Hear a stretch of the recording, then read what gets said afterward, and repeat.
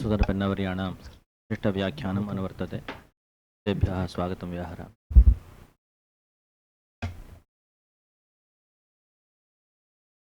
समेषां स्वागतं। पुनश्च अस्माकं स्वाध्यायः प्रवर्तते। किञ्चन चिन्तनं प्रातःकालस्य कक्षायां पुरतः उपस्थापितं खलु, तत् किञ्चित् शनैः शनैः अन्तः गच्छति, जीर्यते। तत् सर्वमपि सहसा बुद्धिं प्रविशेदित्यपि न, परन्तु कांश्चन बिन्दून् लिखित्वा स्थापयन्ति चेत् कालान्तरे तया दृष्ट्यापि एतत् शास्त्रं बोद्धुं शक्यम् अथवा अध्ययनं कर्तुं शक्यमिति भवन्तः प्रयतन्ताम्। अधुना अस्मिन्नेव क्रमे अग्रे वयं पश्यामः। द्रव्यम् इति वैशेषिकदर्शनानुसारं वयं सर्वे जानीमः गुणक्रियाश्रयः इति। गुणानाम् आश्रयः, क्रियाश्रयः किं वा संयोग समवायिकारणतावच्छेदकं द्रव्यत्वमिति साधारणम्। अतः किं किं द्रव्यम् इति कथं स्वीकुर्वन्ति पश्यन्तु। तर्हि द्रव्यम् आधुनिकशास्त्रे अर्थात् विज्ञानशास्त्रे केन शब्देन उच्येत? द्रव्यमित्यस्य पैरलल समानार्थकशब्दः कः भवितुमर्हति? तर्हि प्रायः एक समीपतरः सब्स्टेन्स् इति। मैटर, हाँ, समस्या मैटर यदि द्रव्यम्, आत्मा मैटर नास्ति, द्रव्यमस्ति, अत्र समस्या। अतः मैटर नास्ति, सब्स्टेन्स् इति वदन्ति। सब्स्टेन्स् द्रव्यं, कैटेगरी पदार्थः एवं भावपदार्थः रियल्स् इति वदन्ति पाश्चात्य दर्शने। रियल्स् इति वदन्ति।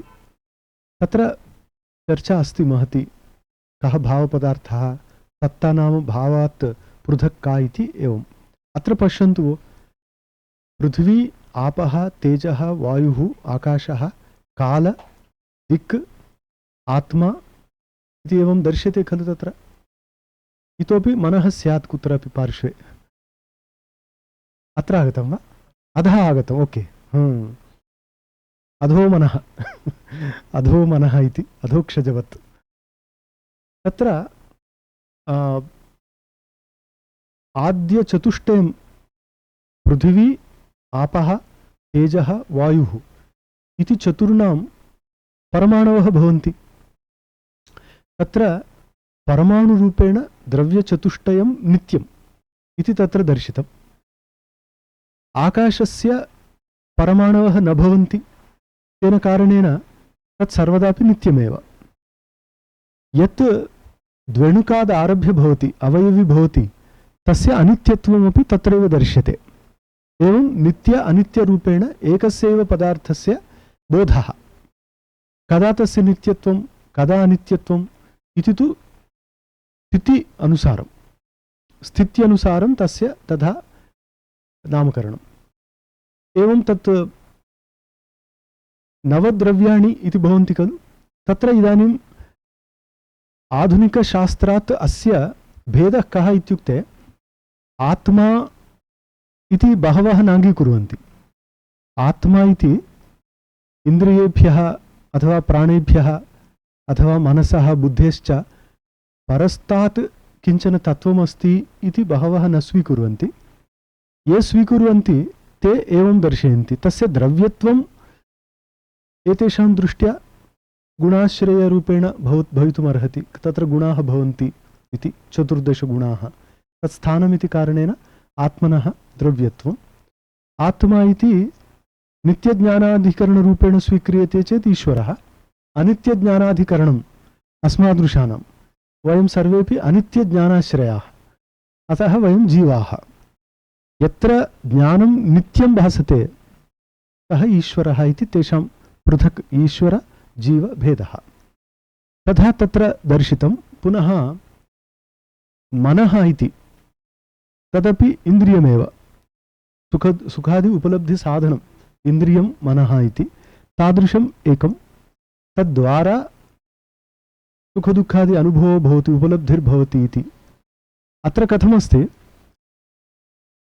बाह्यप्रपञ्चः एतद् नेचुरलिस्टिक् रियलिस्टिक् फिलासफि इति कारणेन जगत् अस्माकं दृष्टि अपेक्षया पृथक् किञ्चन वर्तते।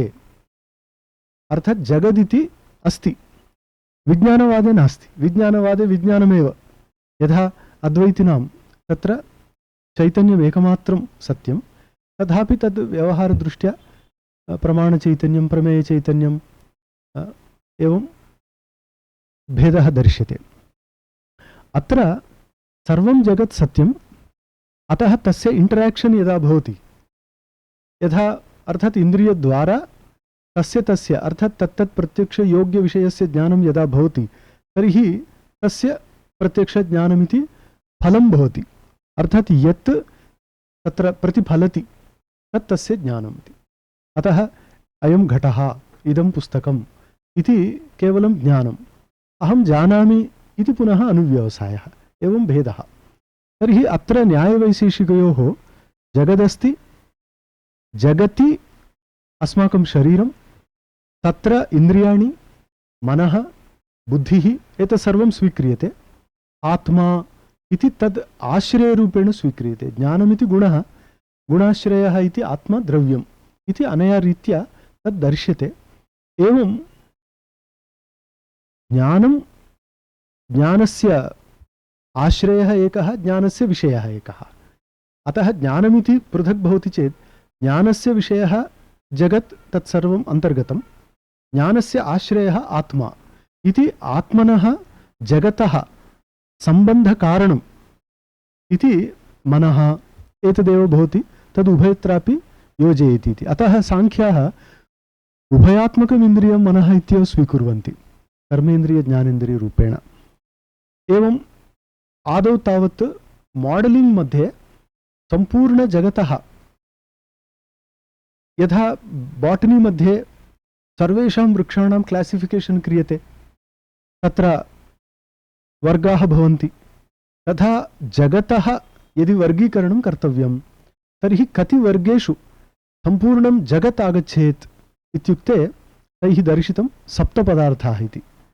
वस्तुतः तत्रैव जगतः सर्वं समग्रं स्वरूपम् आगच्छति। तत्र किञ्चित् मेटीरियल्, किञ्चित् नान् मेटीरियल् तद् दर्शयितुम् एवं द्रव्यम् इति एकं स्वीकृतं। पुनश्च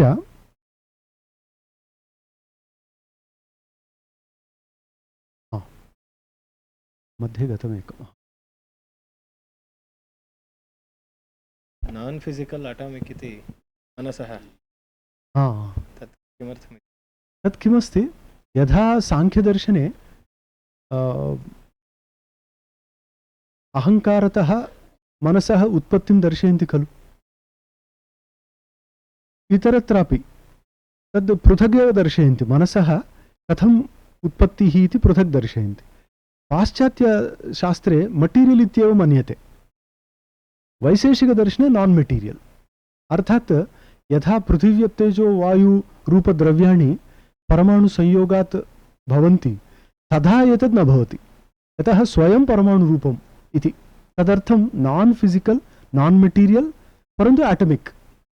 तर्हि मनसः अणुत्वविचारः इति ग्रन्थः वर्तते, तत्र प्रकरणग्रन्थापि भवन्ति। एवं मेटीरियल् एव भवति। अणुः इति सूक्ष्ममित्येव, सर्वत्र अणुः इत्यस्य अर्थः एटम् इत्येव न। बहुत्र यथा योगशास्त्रे परमाणु परमहत्वान्तो अस्य वशीकारः इति सूत्रं वदति, तर्हि तत्र परमाणुः इति एटम् इति न, परमसूक्ष्मम् इत्येव। अतः सर्वत्र अणुशब्दस्य एटम् इति स्वीकुर्मः समस्या भवति। अतः तत् अत्यन्तं सूक्ष्मम् इति। अत एव सूक्ष्मत्वात् तदविज्ञेयं दूरस्थञ्च अन्तिके च तत् बहिरन्तश्च भूतानाम् अचरं चरमेव च इति। तत्र सूक्ष्मत्वमेव कारणमित्युक्तं। तत् सूक्ष्मत्वं परमाणु भवति, मनसि भवति, आत्मनि भवति। परमाणु भवति इत्युक्ते मैटर् मध्ये, आत्मनि भवति सूक्ष्मत्वं, तर्हि तत् स्पिरिचुवल्। तर्हि द्वयं भिन्नं खलु। तर्हि तादृशं सूक्ष्मत्वम् उभयत्र वर्तते, समानं वा इति तर्हि तत्र शास्त्रकाराः वदन्ति मटीरियल् भौतिकं यत् सूक्ष्मत्वमस्ति तत् एकापेक्षया एकम् इति रीत्या सापेक्षं भवति। आत्मनः सूक्ष्मत्वं सापेक्षं नास्ति इति बहु स्पष्टम् एकं विवरणमस्ति। आत्मनः सूक्ष्मत्वं कस्य अपेक्षया सूक्ष्मत्वम् इति नास्ति, स्वरूपेणैव सूक्ष्मम् इति। तादृशमेव सूक्ष्मं मनसि उच्यते। सूक्ष्ममिति कर्म उच्यते, क्रिया अस्ति इति। वेगः अस्ति, परन्तु तत्र यथा भौतिकपदार्थेषु वेगो भवति, तस्य वेगस्य निर्धारणं क्रियते, तथा मनसः एतावत्पर्यन्तं न कृतं। मनसः यक्षप्रश्नेषु अपि बालकानां प्रश्नाः इव उत्तराणि वा तत्रापि सर्वस्यापि अपेक्षया वेगवत् किम् इत्युक्ते मनः इत्युक्तं। तर्हि वयमेकं फोटान् स्वीकृत्य अस्य मनः अस्य फोटान् इति तथा कर्तुं न शक्यते, यतः एतत् फिजिकल्। मनसः फिजिकल् वेगः इति एतावत्पर्यन्तं न दृष्टम्। तत् कीदृशस्वभावं मनः इति कल्पनायां तद्दूरे तद्वन्तिकैव भवान् अत्र उपविश्य 1000 किलोमीटर् दूरे भवतः गृहमस्ति स्मर्तुं शक्नोति।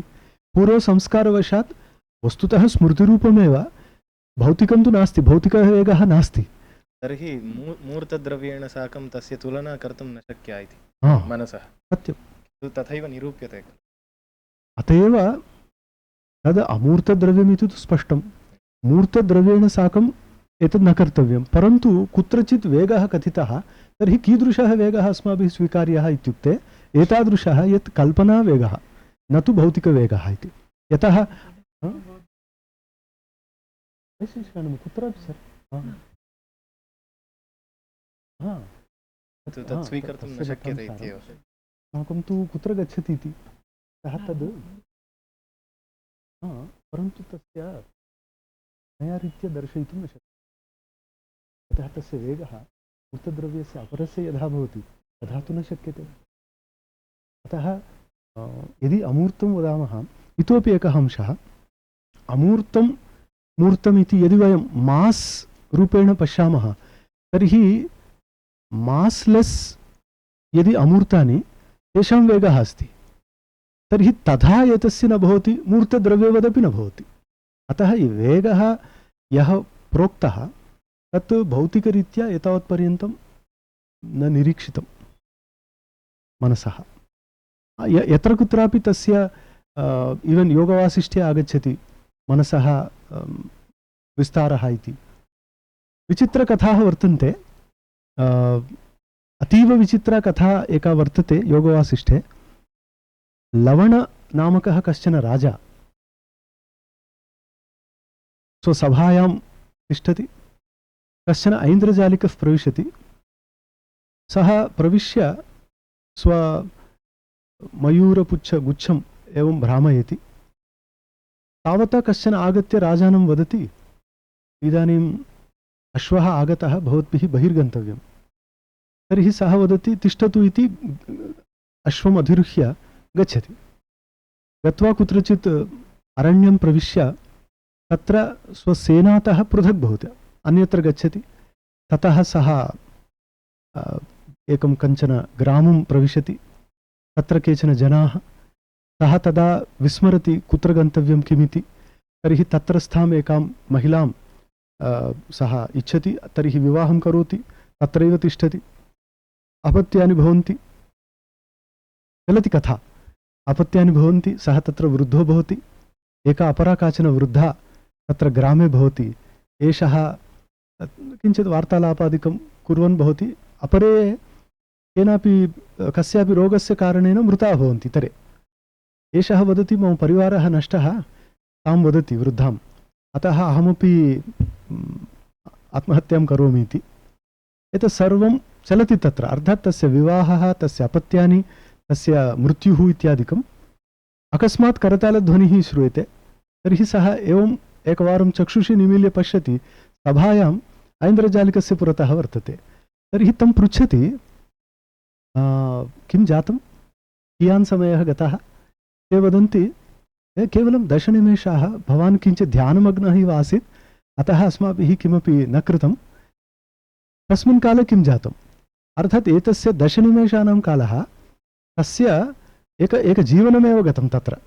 कथं कः करोति? मनः करोति। तर्हि मनसि तावान् वेगो अस्ति किं? मनः रियल्ली तत्र गतं, तत्र सर्वम् अनुभूय आगतं वा? तत्र स्वप्नावस्थायां यथा मनसः स्वदेशं विहाय अन्यत्र गत्वा करणीयमित्यपि नास्ति। मनसः, भवन्तः जानन्ति, पूर्वसंस्कारवशात् तत्र स्वप्नवत् अनुभवाः भवन्ति। जाग्रत् स्वप्नोपि भवति, जाग्रत् जाग्रत् जाग्रत् स्वप्नः, स्वप्न जाग्रत् इति 8 अवस्थाः भवन्ति। तत्र एका अवस्था इति तत्र एका कथा वर्तते। एतादृशकथाभ्यः किमपि ते बोधयितुम् इच्छन्ति, तद् गृह्णीमश्चेत् वरमिति। एवं कानिचन द्रव्याणि दर्शितानि।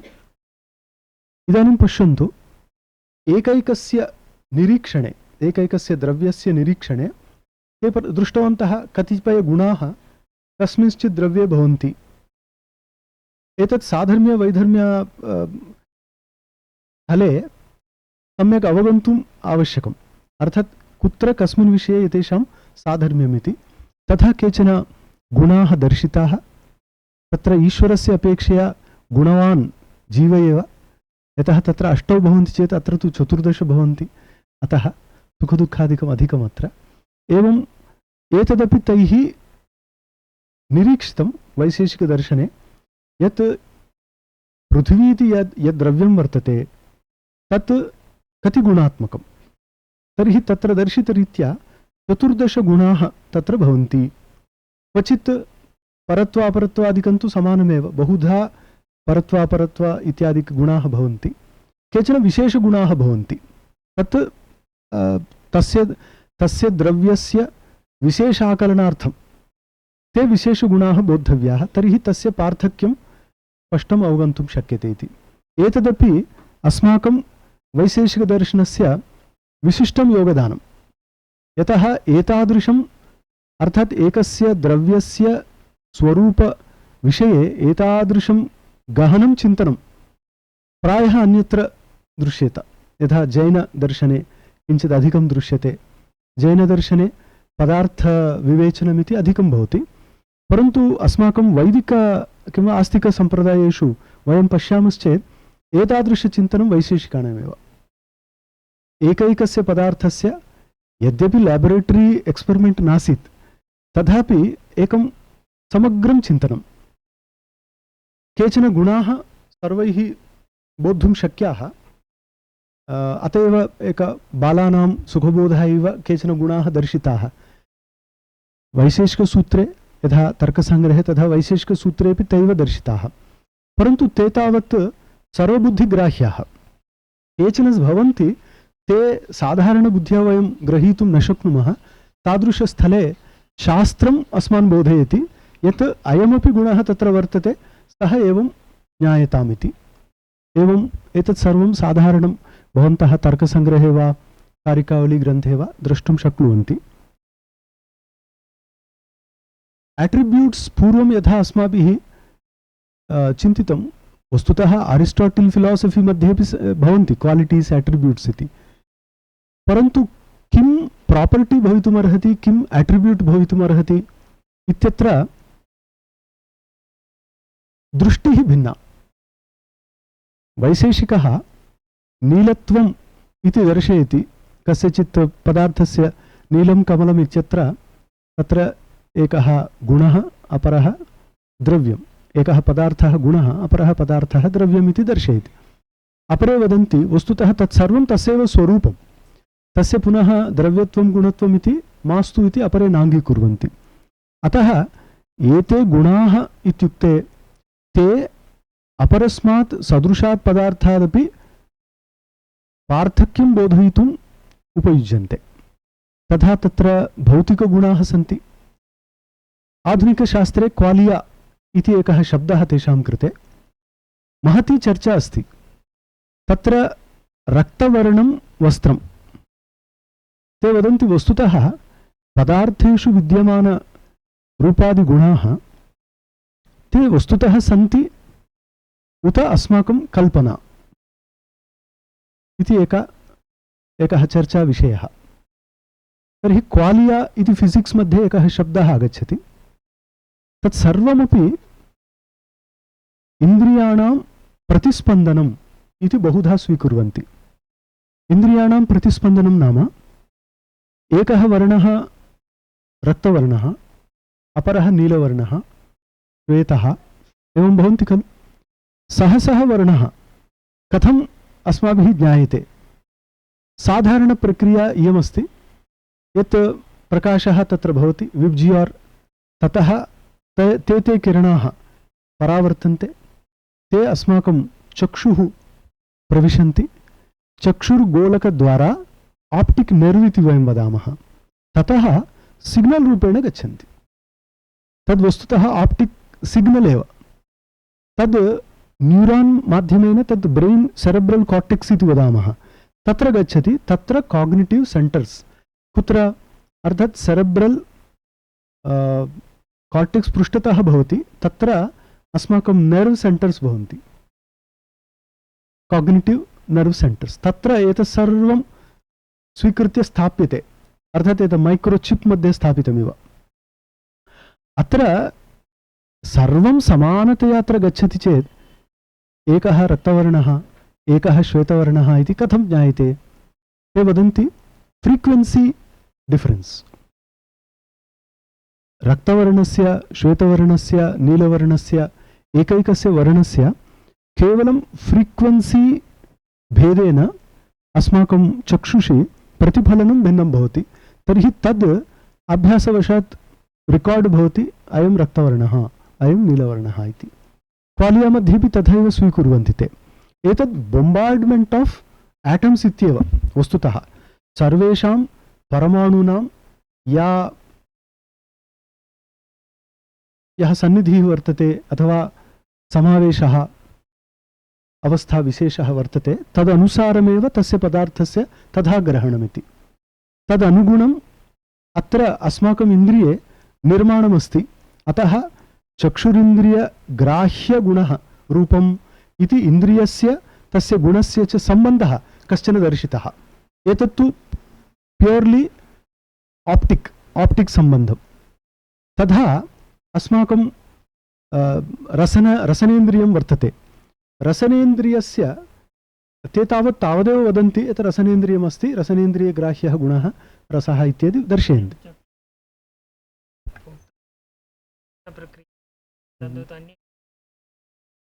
अस्ति सर्। यथा इदानीं वयं रसनेन्द्रियं पश्यामः।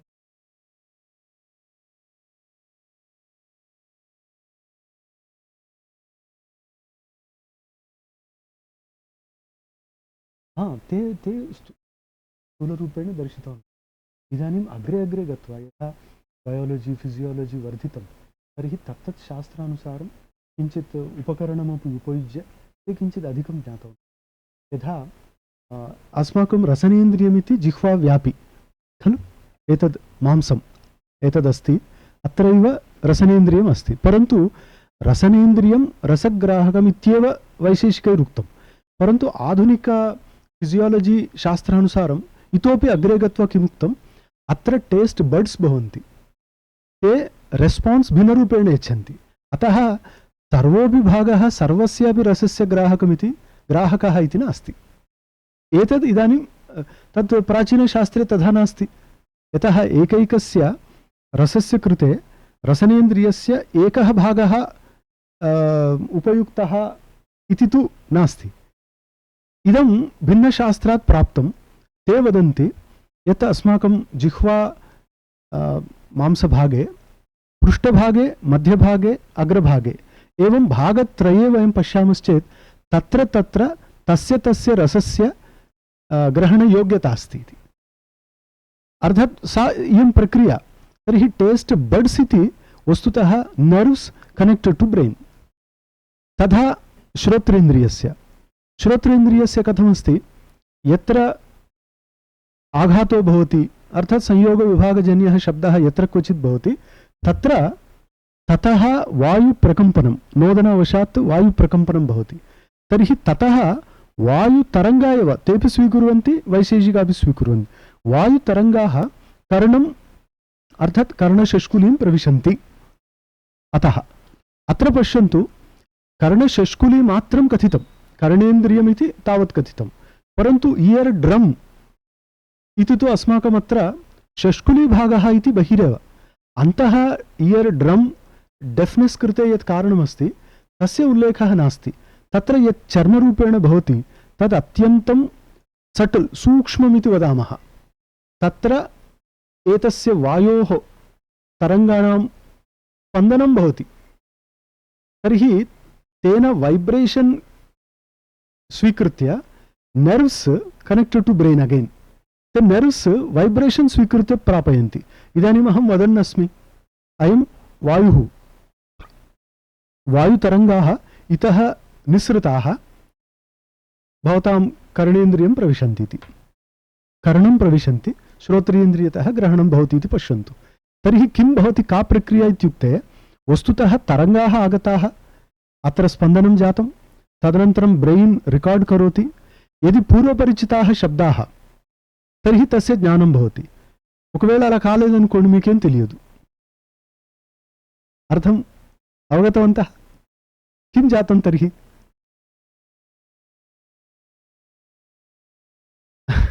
शब्दः श्रुतः, अर्थो नावगतः इति।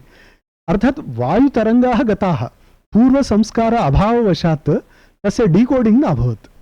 अतः कर्णेन्द्रियस्य तावत् सामर्थ्यं यत् तद् गृह्णाति, अनन्तरं प्रापयति। किं प्रापयति? अयं ध्वनिः उत शब्दः अथवा भाषा इति सर्वमपि तत् बोधयति। तथा एकैकस्य इन्द्रियस्य काचन प्रक्रिया वर्तते। त्वगिन्द्रियस्य रिसेप्टर्स् भवन्ति इति। तर्हि रिसेप्टर्स् एतत् सर्वं भवन्तः ह्यूमन् बयालजि मध्ये पठन्तु अथवा इवन् फिजियोलजि मध्येपि आगच्छति। तर्हि अत्र रिसीविङ्ग् एलिमेण्ट्स् भवन्ति, ते रेस्पान्स् यच्छन्ति, दट्स् वै रिसेप्टर्स् इति वदामः। तर्हि बहिः टेम्परेचर् लो है, हार्ड् साफ्ट् इत्यादि सर्वं चर्मद्वारा गच्छति। चर्म इति एक्स्क्रीटरी अपि, एक्स्क्रीटरी आर्गान् इत्यपि वयं वदामः। अर्थात् विसर्जन अवयवरूपेण चर्मणः उल्लेखो भवति।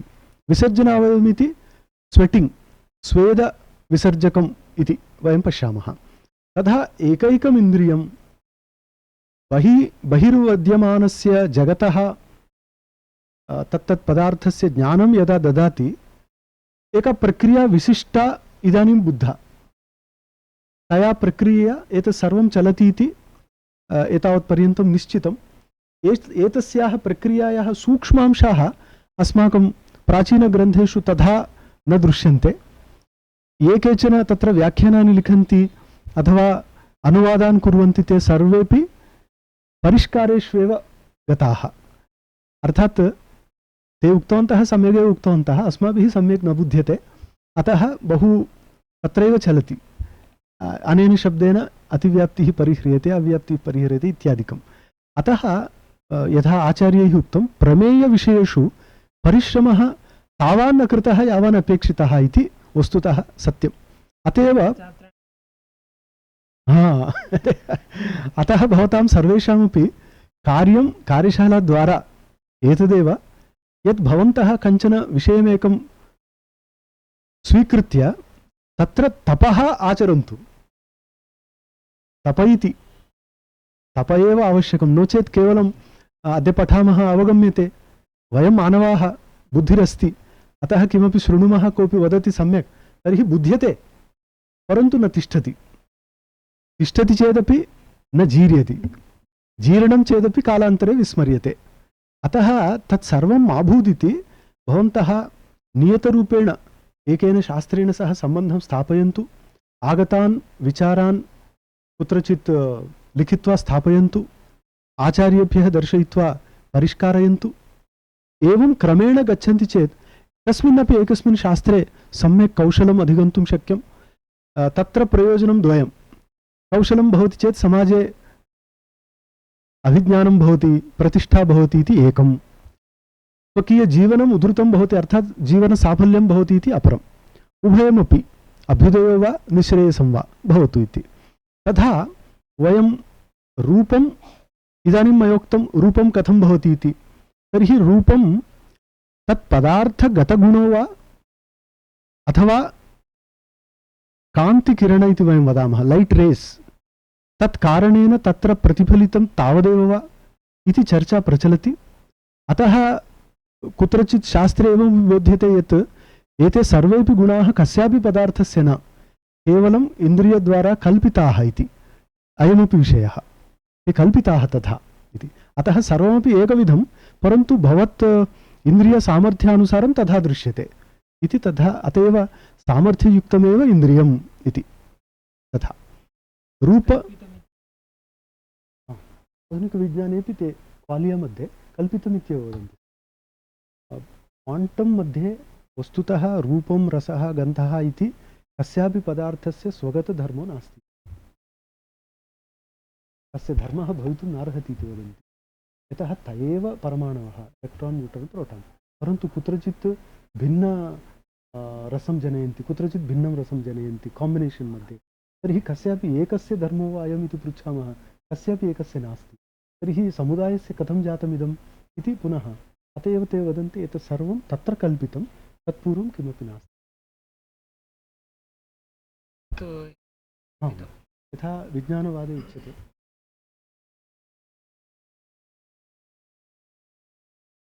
परन्तु पाश्चात्य अर्थात् विज्ञानशास्त्रे सह संस्कारमित्यादि वदन्ति, परन्तु ते एतावद् वदन्ति यत् प्रोजेक्टेड् इत्येव वदन्ति, द्वैते आरोपितं।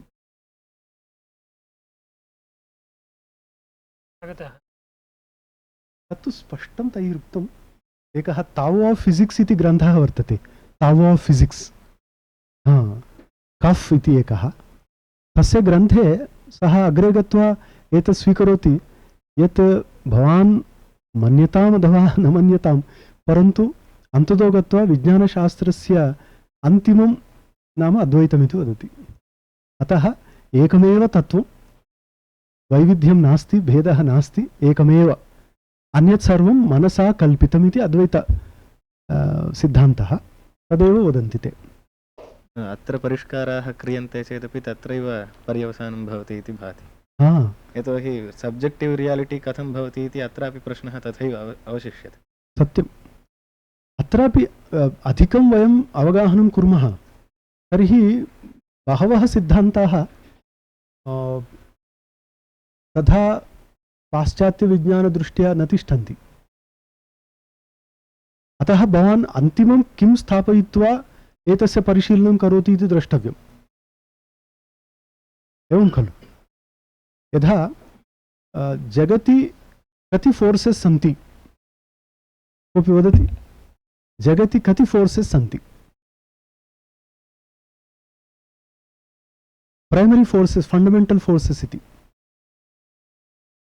तर्हि तेषां शास्त्रानुसारम् एतत्तु तत्त्वं कल्पितं न। ग्राविटेशनल् फोर्स् अस्ति, सर्वे वयम् अनुभवामः ग्राविटेशन्, तदपि एक फोर्स्। एलेक्ट्रोमैग्नेटिक् इति वयं वदामः, फील्ड् अपि अस्ति, फोर्स् अपि अस्ति, तदेक फोर्स् अस्ति। पुनः न्यूक्लियस् मध्ये वीक् एण्ड् स्ट्राङ्ग् भवति, तदेव वीक् फोर्स् स्ट्राङ्ग् फोर्स् इति वदामः। यथा परमाणवः सङ्गताः भवन्ति, तत्र फोर्स् वीक् भवति वा स्ट्राङ्ग् भवति वा इति तद्दृष्ट्या पदार्थनिर्माणम् अग्रे चलति। चतस्रः शक्तयः अथवा फोर्सेस्। परन्तु किञ्चित् ये शास्त्रज्ञाः तत्र किञ्चित् अधिकं परिशीलनं कृतवन्तः, ते उक्तवन्तः वस्तुतः चतस्रः शक्तयः न सन्ति। तदेव अग्रे गत्वा यूनिफैड् फील्ड् अभवत्, अर्थात् एकमेव। तत् कथम् इत्युक्ते ते व्यक्तं न पश्यन्ति, व्यक्तस्य पृष्ठतः वर्तमानम् अव्यक्तं पश्यन्ति। अतः व्यक्तम् अवलोक्य, व्यक्तं परिशील्य यदि सिद्धान्ताः क्रियन्ते, व्यक्तदृष्ट्या योग्याः, अव्यक्तदृष्ट्या कदाचित् ते प्लवन्ते। कथमिति? व्यक्तदृष्ट्या केमिस्ट्री फिजिक्स् मध्ये ये सिद्धान्ताः सन्ति योग्याः, अव्यक्तदृष्ट्या अर्थात् पार्टिकल् फिजिक्स् दृष्ट्या ते अयोग्याः। अत एव न्यूटन् क्लासिकल् फिजिक्स् इति तस्य खण्डनं किमर्थं कृतं तदनन्तरशास्त्रज्ञैः? यतः पार्टिकल् फिजिक्स् वा भवतु क्वाण्टम् फिजिक्स् वा भवतु तत्र न्यूटन् फिजिक्स् गत सिद्धान्ताः बहवः प्रमाणतया स्वीकर्तुं न शक्यन्ते। उदाहरणं न्यूटन् सैन्स् मध्ये time and space time and space इति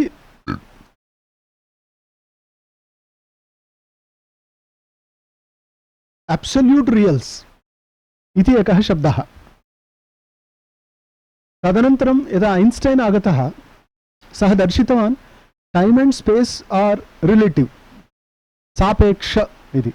सापेक्षतया तैः न स्वीकृतम् एतैः स्वीकृतम्।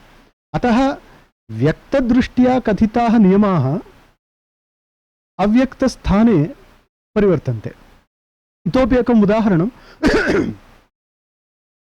50 डिग्री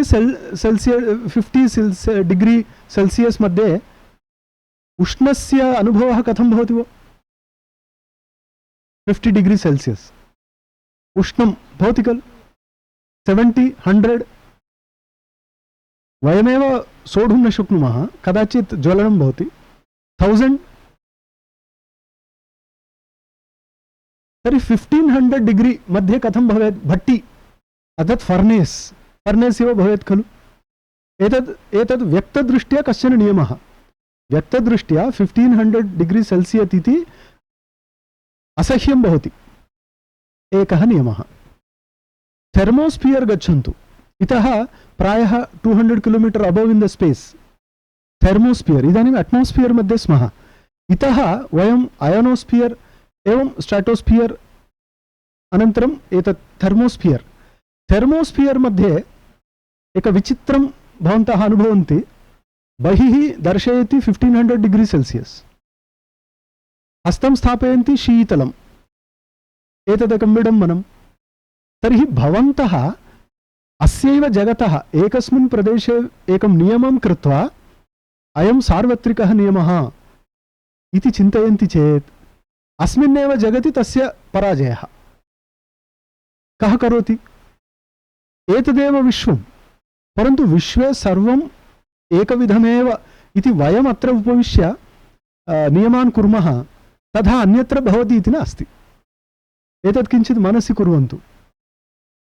बहुधा मयापि चिन्तितं यत् अस्माभिः कृताः नियमाः सार्वत्रिकाः किं सम्पूर्णस्य विश्वस्य कृते सर्वेपि नियमाः? कः जानाति? कः ज्ञातुं शक्नुयात्? यतः अत्र सोलार सिस्टम त्यजन्तु, सोलार सिस्टम बहिः किमस्ति इति त्यजन्तु, परन्तु अस्माकं पृथिव्याः उपरिष्टात् गच्छामः, तत्रैव अस्माकं नियमाः परिवर्तन्ते। तर्हि विश्वे किं चलति इति कः जानीयात्? 15 करोड़ किलोमीटर सूर्यं प्रति एतावत्पर्यन्तं न गताः, प्रथमं तत्र गन्तव्यम्। अयं सौरपरिवारः, अत्र सौरपरिवारस्यैव सम्पूर्ण रेडियस् भिन्नम्। अयं परिवारः यत्र वर्तते तद् गैलक्सी स्वरूपम्, एकस्य विषये अहं वदन् अस्मि, मिल्की वे, तस्य गैलक्सी स्वरूपं कियदस्ति इत्युक्ते भवन्तः किञ्चित् ऊहं कुर्वन्तु, सूर्यपर्यन्तं 15 करोड़ किलोमीटर। इदानीं अहं कं शब्दं प्रयुक्तवान्? Human years, human time 15 crore kilometre इति डिस्टेंस ह्यूमन नंबर्स मध्ये उक्तवान् खलु। इदानीं गैलक्सी मध्ये, यत्र गैलक्सी मध्ये वयं स्मः तस्य मध्यभागपर्यन्तं, नाभिपर्यन्तं गन्तव्यं चेत् 2500 लाइट इयर्स इति वदन्ति। अर्थात् वयम् इतः किञ्चित् एवं कृतवन्तः तर्हि सूर्यं स्पृष्टवन्तः, तावत्पर्यन्तं गन्तव्यम्। भवान् एतस्य ऊहं करोतु, प्रति सेकंड 3 लाख किलोमीटर वेगेन गच्छति चेत् नाभिपर्यन्तं गन्तुं 25,000 किलोमीटर् इयर्स् भवति पर् सेकेण्ड् गच्छति चेत्। पुनः यत्र वयं कोणे स्मः, अस्माकं सोलार् सिस्टम् कोणे भवति, अपरकोणपर्यन्तं गन्तव्यं चेत् 1 लाख इयर्स् न लैट् इयर्स्। तर्हि वयम् इदानीं स्पष्टं खलु, वयम् एक सेमेस्टर् मध्ये तावत्पर्यन्तं न गच्छामः, अत्रैव भवामः, सेकेण्ड् सेमेस्टर् अत्रैव भवामः, आजीवनम् अत्रैव भवामः। तर्हि अस्माकं सम्पूर्णस्य एकस्य विश्वस्य ज्ञानं कथं भवेत्? अत्रत्य नियमाः अस्माकं परिमित सीमित मर्यादित परिकरैः इन्द्रियैः बुद्ध्या ये नियमाः कृताः ते सर्वत्रापि अनुवर्तन्ते इति कथं ज्ञानम्? एतदेव हैसेन्बर्ग् प्रिन्सिपल् मध्ये भिन्नरीत्या अनसर्टेनिटी इत्युक्तम्। अर्थात् जगति निश्चित्य एतद् वक्तुं न शक्यम्। मया विनोदेन उक्तम्, अनसर्टेनिटी इति निश्चितं वा न्यूनातिन्यूनम्? अनसर्टेनिटी इति सर्टेन् इति वदन्तु, तर्हि वयं तत् स्वीकुर्मः इति। यथा अनेकान्तवादः जैनानां, तर्हि अस्माभिरुच्यते अनेकान्तवादः स्वयम् एकान्तो वा अनेकान्तो वा इति। तर्हि तत्र ते कुप्यन्ति। एवमस्ति, यथा ते वदन्ति अस्मान् भवतः जगन्मिथ्या इत्यत्र मिथ्यात्वस्य मिथ्यात्वं, तथा वयं वदामः विषमसत्ताकम् इति कारणेन नास्ति इत्यादिकं वयं दर्शयामः। बाध्यबाधकभावः कुत्र भवति इति।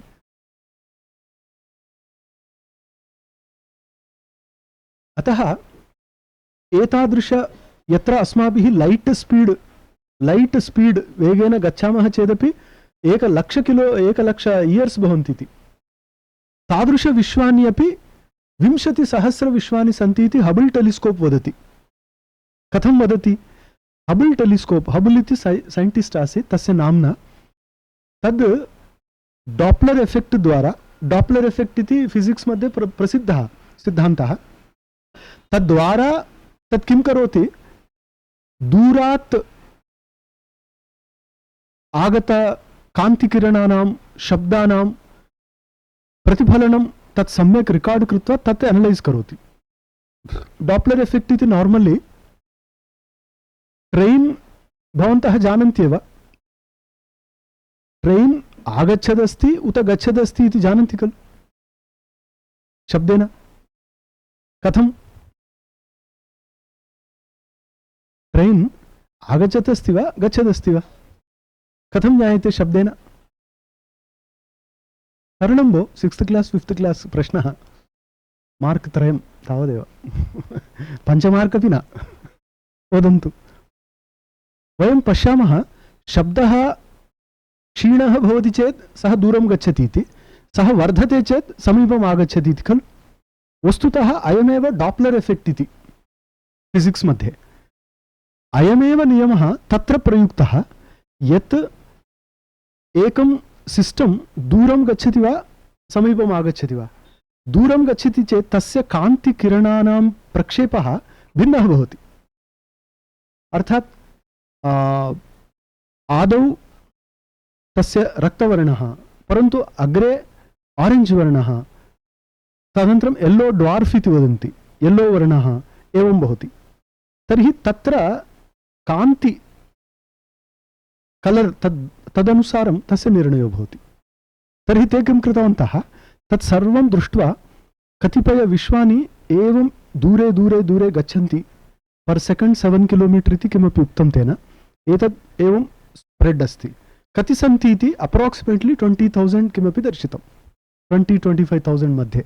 तर्हि पश्यन्तु, एकस्मिन्नेव अस्माकं गैलक्सी मध्ये एव वयमत्र अत्रैव जायामः, म्रियामहे इति, अत्रैव वयं स्मः। तावत्पर्यन्तं तु कोऽपि गन्तुं न शक्नोति, यतः अस्माकं सैन्स् अत्रैव भ्रमति। विश्वं तु तावत्पर्यन्तमस्ति, अस्माकं जीवनम्, अस्माकं सामर्थ्यं सर्वम् अत्रैव। तर्हि एते नियमाः सर्वत्र प्रवर्तन्ते इति नास्ति, केवलं मनुष्यसमाजे अस्माकं पृथिव्याम् एते नियमाः अस्य कृते योग्याः, एवं खलु। अत एव भागवते काचन कथा वर्तते, यत् रेवती विवाहसन्दर्भे पित्रा ब्रह्मलोकः गतः इति। ब्रह्मलोकं गतः सः यदा ब्रह्माणं वा पृष्टवान् मम पुत्री विवाहयोग्या, तस्याः कृते एतेषु मध्ये कमपि एकं योग्यं वदतु। तर्हि सः उक्तवान् इति, भवान् यदा निर्गतः तदा ते आसन्, इदानीं तु बहवः गताः, ते सर्वे न सन्ति, तर्हि कथं? यः पृच्छति सः जीवितः, अपरे सर्वेपि गताः इति कथम्? एतदेव ट्विन् पैराडॉक्स इति ऐन्स्टैन् थियरी ऑफ रिलेटिविटी मध्ये अस्ति। ट्विन् पैराडॉक्स इति वदन्ति। ट्विन् पैराडॉक्स मध्ये द्वौ नकुलौ अर्थात् यमौ, तत्र एकः भूलोके अस्ति, अपरः कान्तिवेगेन गच्छति। यदा सः प्रत्यागच्छेत् तस्य वयः तादृशमेव स्यात्, अस्य वयः गतम्। अर्थात् सः उभावपि 20, एषः गत्वा आगतः, तस्य 25 अभवत्, एषः 60 अभवत्। एतत् ट्विन् पैराडॉक्स इति सः स्पेशल थियरी ऑफ रिलेटिविटी मध्ये उक्तवान्, भवन्तः पठन्तु। तादृशम् अत्र भागवतेपि दर्श्यते यत् एकः केनापि माध्यमेन ब्रह्मलोकम् इत्युक्ते एक डिफरेंट डायमेन्शन, वयं यत्र स्मः 4 डायमेन्शन वर्ल्ड इति, अस्य यत्र वयं स्मः 4 डायमेन्शन्स् इति एवं पश्यामश्चेत् एक 3 डायमेन्शन पदार्थः, टाइम इति 4th डायमेन्शन अस्माकं। परन्तु अहम् उक्तवान् खलु, एते नियमाः सर्वत्र सन्ति इति वक्तुं न शक्यते। पुनः अग्रे गच्छामः, केचन वदन्ति 7 डायमेन्शन्स्, केचन 20 डायमेन्शन्स् इति। तर्हि तद् डायमेन्शन् मध्ये भिन्न डायमेन्शन् मध्ये गच्छति, तर्हि तस्य समयः भिन्नो भवति, वयः भिन्नं भवति, तस्य शारीरिकी क्रिया इत्युक्ते स्थूलरूपेण गच्छति। तद् यथा नचिकेताः गतवान् तथा सः योगबलेन गतवान् इति वक्तव्यं। यतः इदानीं कथं विज्ञाने विज्ञाने तु गन्तुं न शक्नोति सः। यतः विज्ञाने एतद् फिजिक्स् मध्ये एक लॉ अस्ति, एतस्य किञ्चित् मास् भवति, एतस्य उपरि वेलोसिटी प्रभावः भवति चेत् मास् वेलोसिटी इति उभयोरपि यत्र प्रभावो भवति, वेलोसिटी अफेक्ट्स् मास्, अर्थात् एतस्य वेगः एतस्य मास् उपरि प्रभावं जनयति। यदि एतस्य वेगः वर्धितः तर्हि मास् किञ्चित् न्यूनं भवति। यदि एतत् टचस् द स्पीड ऑफ लाइट, कान्तिवेगं गृह्णाति, तदा एतस्य 0 भवति। 0 भवति इति अदृश्यं भवति, न दृश्यते। तर्हि फिजिक्स् मध्ये एवम् उच्यते, कोऽपि पदार्थः फोटान् त्यक्त्वा स्पीड ऑफ लाइट टच न करोति। यतः किञ्चित् अग्रे गच्छति तर्हि एतत् सर्वं ब्रेक् भवति, पूर्णं सेपरेट् भूत्वा अणवः इव भवन्ति, सेपरेट् सर्वं डिसिण्टिग्रेशन् इति। अतः कोऽपि शरीरेण तावता वेगेन तत्र गन्तुं न शक्नोति। यदि तावान् वेगः नास्ति तर्हि गन्तुं न शक्नोति उभयदापि। यदि वेगः प्राप्तः शक्नोति, परन्तु वेगं न प्राप्नोति। तत्र प्राप्नोति चेत् वेगः अस्ति परन्तु सः नास्ति स्वयं। ब्रह्मविद् ब्रह्मैव भवति इव। सः तावत्पर्यन्तं गतवान् इति, पुनः शरीरं नास्ति, मनः नास्ति, बुद्धिर्नास्ति, इन्द्रियाणि न सन्ति इत्येव ते तथा स्वीकुर्वन्ति। सः कथं प्रभावं जनयति इत्युक्ते,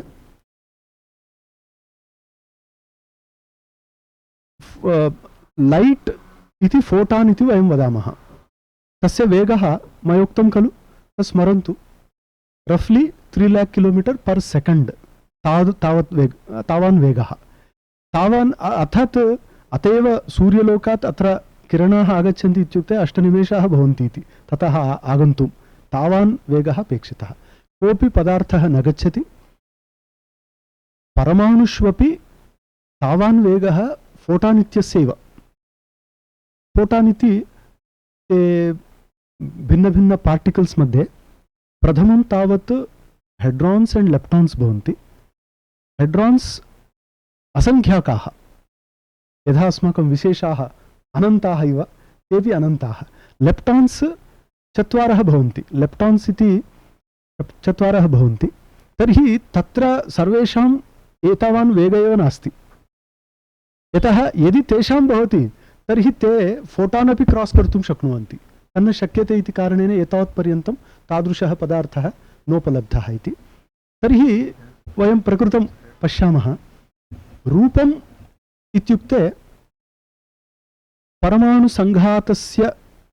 संघातरूपस्य पदार्थस्य उपरि कान्तिकिरणप्रक्षेपः यदा भवति तस्य प्रतिफलनं रूपम् इत्येव। तर्हि पदार्थगतं वा तत् इत्युक्ते पुनः प्रश्नः, पदार्थगतं कथं भवति? यतः एकैकः स्व इन्द्रियसामर्थ्यानुसारं भिन्नं पश्यति। तर्हि एवं वक्तव्यं, यावत् अबाधितं तावत् तत् प्रमाणमित्येव। अर्थात् तज्ज्ञानं यदि बहूनां संवादिज्ञानं भवति तर्हि वक्तव्यम् एतद् प्रमाणं, तावदेव। अतः भूमण्डले यत् प्रमाणं तत् सर्वत्र प्रमाणमित्यपि वक्तुं न शक्यते। भवन्तः जानन्ति, यदि चन्द्रमण्डलं गच्छन्ति, मार्स् गच्छन्ति, तर्हि अस्माकं नियमाः परिवर्तिताः। अस्माकं मास्, अस्माकं वेय्ट् तत्र तथा न भवति इति। पुनः वयः अपि तेषां न्यूनमेव भवति। वयः अपि न्यूनं। तद् ट्विन्स् प्याराडाक्स् मध्ये तदेव, एकस्य वयः तद् अपरस्य वयः वर्धितम् इति। एवं रसः मयोक्तं खलु, अत्र मजिल् उपरि टेस्ट् बड्स् भवन्ति, तत्र प्रधानतया रसः इति तु प्रोटान् कारणेन भवति। अर्थात् पदार्थे प्रोटान् कन्फिगरेशन् कथमस्ति तदनुगुणं रसः। केन निर्मितम्? अत्र रिसेप्टर्, अत्र प्रोटान्, द्वयं दत्वा पर्फेक्ट् रेस्पान्स् बै टङ्ग्। तर्हि वयम् अन्तः स्थापयामः, स्वीट् इति वदामः, अन्तः स्थापयामः एतत् सो इति वदामः। तर्हि तस्य रचना अत्र वर्तते जिह्वाग्रे। पुनः पदार्थे प्रोटान् काम्बिनेशन् एव, प्रोटान् काम्बिनेशन् एव इति एकम्। गन्धः इति कथं ज्ञायते? कुत्र अस्ति? गन्धः बहिरस्ति। कति विधः? तर्हि द्विविधः इत्येव, दुर्गन्धः सुगन्धः इति। तर्हि वस्तुतः गन्धः दुर्गन्धः सुगन्धः नास्ति, परन्तु अस्माकं मनुष्यरूपप्राणिनः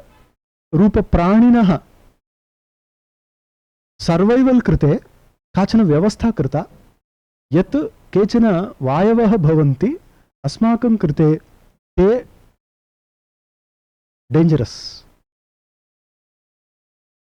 यथा बहवः वायवः भवन्ति खलु, यथा मिथेन् इति वदन्ति, मिथेन्, तादृशवायवः अन्तः गच्छन्ति चेत् झटिति ते अफेक्ट् कुर्वन्ति अस्माकं लङ्ग्, यस्य 6 लीटर् केपासिटि भवति तत् डैमेज् भवति।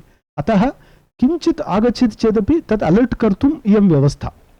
परन्तु अत्रापि एतद् वस्तुतः गन्धग्राहकम् इन्द्रियम् अत्र स्यात्, परन्तु गन्धः कथमस्ति तत्र इत्युक्ते तत्रापि केवलम् एटम् अरेञ्ज्मेण्ट्, गन्धस्य कारणम् एटम् अरेञ्ज्मेण्ट्। तत्र मूलकानि उपमूलकानि इति फिजिक्स् मध्येपि भवन्ति।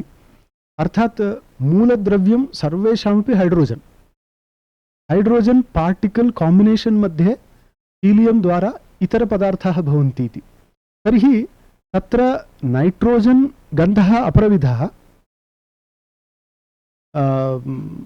कार्बन डाइऑक्साइड तस्य गन्धः अपरविधः, कार्बन मोनोक्साइड अपरविधः। तर्हि कथम् इत्युक्ते केवलं कॉम्बिनेशन। एकत्र कार्बन ऑक्सीजन भवति, कार्बन नाइट्रोजन भवति, ऑक्सीजन स्वयं गन्धहीनं, परन्तु अपरवायूनां संयोगवशात् तत्र तादृशगन्धः उत्पद्यते इति। अतः तत्रापि कस्यापि एकस्य परमाणोः कोऽपि गन्धो नास्ति, परन्तु यदा आगच्छन्ति परस्परसम्बन्धे तदा एवं केमिकल् रियाक्षन्स् गन्धरूपेण भवन्ति इति। पुनः रूपरसगन्ध स्पर्शः इति, एतत्तु स्पष्टमुक्तम् अस्मदीयैः पाश्चात्यैरपि, यत् स्पर्शः कस्यचित् पदार्थस्य कथं भवति इत्युक्ते एटमिक् कन्फिगरेशन् इति। अर्थात् एटम् निबिडतया भवन्ति चेत् कठिनस्पर्शः, निबिडतया भवन्ति चेत् अर्थात् परमाणूनां कश्चन घनिष्ठः नेदीयान् समीपतरः सम्बन्धः भवति चेत् कठिनस्पर्शः, अन्यथा मृदुस्पर्शः इति ते वदन्ति। अन्यथा तु अयमेव पदार्थः इदानीं किञ्चित् मृदु, पुनः एतस्य तेजस्संयोगो भवति चेत् अपरविधः स्पर्शो भवति। अतः तेजः किं करोति? तेजस्संयोगः अर्थात् तेजः परमाणवः यदा प्रविशन्ति कञ्चन पदार्थं तद्गतपरमाणून् ते पृथक् कुर्वन्ति, मध्ये प्रविशन्ति। इयं प्रक्रिया पाकप्रक्रिया सर्वत्र भवति इति। एवं पार्थिवेषु पाकः भवति जलपरमाणुष्वपि भवति इति। यतः तेजः परमाणवः एतेषाम् अपेक्षयापि शीघ्रगामिनः, अतः ते तत्र प्रविशन्ति, पाकं जनयन्ति इति। स्पर्शः एवं विधः, मृदुः कठिनः इति। संख्या इति तु बुद्धिसापेक्षमिति, अतः एकं द्वे इति तु अपेक्षा बुद्धिरेव। अत्र कति बाटिल् सन्ति इति एकं स्थापयित्वा वदामि अहं, तर्हि वदन्ति एकं, परन्तु कोऽपि वदति दूरे दृष्ट्वा द्वयमस्ति इति वदति, तर्हि एकमिति सत्यं द्वयमपि सत्यं। कथं? तद् दृष्ट्या यदहं स्थापितवान् तदेकं स्थापितवान् इति दृष्ट्या एक बाटिल्, परन्तु आहत्य आसन्दस्य उपरि द्वयमस्ति इत्यपि सत्यं।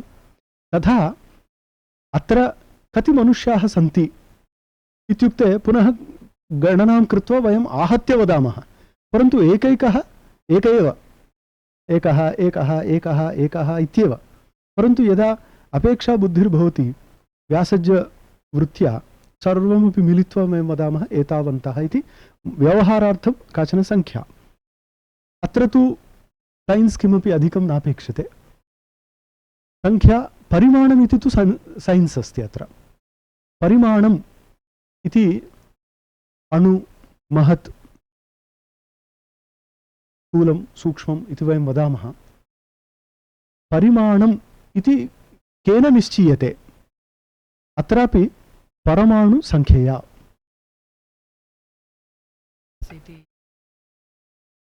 न एतत् कारणेन तद्भवति। परिमाणवशात् मास् भवति। मास् तद् निश्चीयते एतत् कारणेन। मास् इति द्रव्यराशिः इति वदन्ति केवलं। द्रव्यराशिः इति प्रायः मास् ट्रान्स्लेशन् तथा न, गुरुत्वं ग्राविटी। हाँ, दर्शने नास्ति।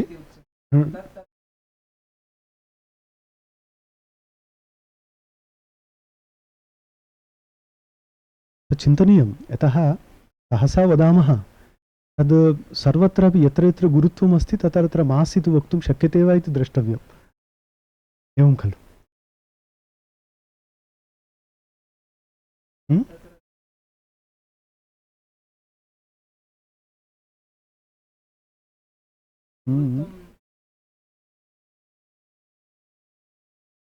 यतः तेषां डेफिनिशन् कथं भवति?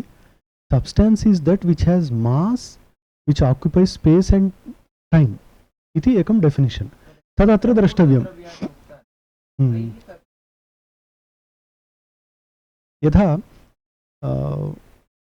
वायोः गुरुत्वं वयं न वदामः, परन्तु हेवी ग्यासस् सन्ति फिजिक्स् केमिस्ट्री मध्ये, तर्हि तत्र गुरुत्वं नास्ति इति वक्तुं न शक्यते। मास् तु अस्ति एव। अतः हेवी वाटर् अस्ति, हेवी ग्यास् अपि अस्ति।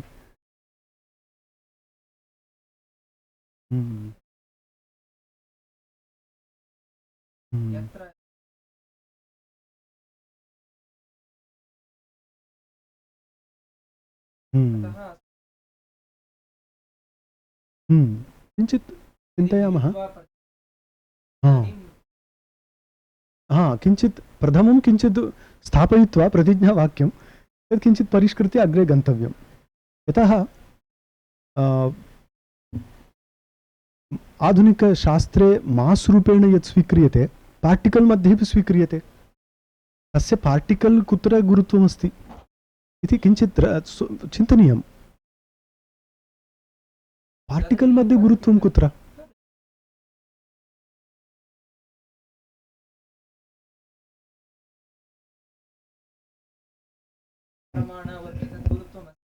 तर्हि भवान् वदतु, फोटान् पतति वा? न पतति, न पतति। यतः न, तत्तु ब्लैक् होल् मध्ये अस्ति, परन्तु न पतति, यतः मास् एव नास्ति फोटान् मध्ये। फोटान् भवान् पश्यतु भो, फोटान् मास्लेस् पार्टिकल्।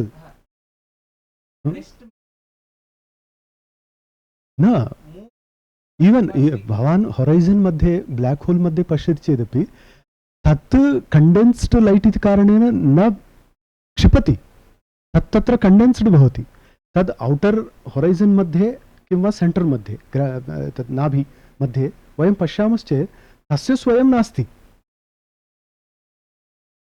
ब्लैक होल इति या कल्पना चलति तत्र तत् न क्षिपति, यतः पूर्णं कंडेन्स्ड, तत् does not let even photons to emit इति वदन्ति ते।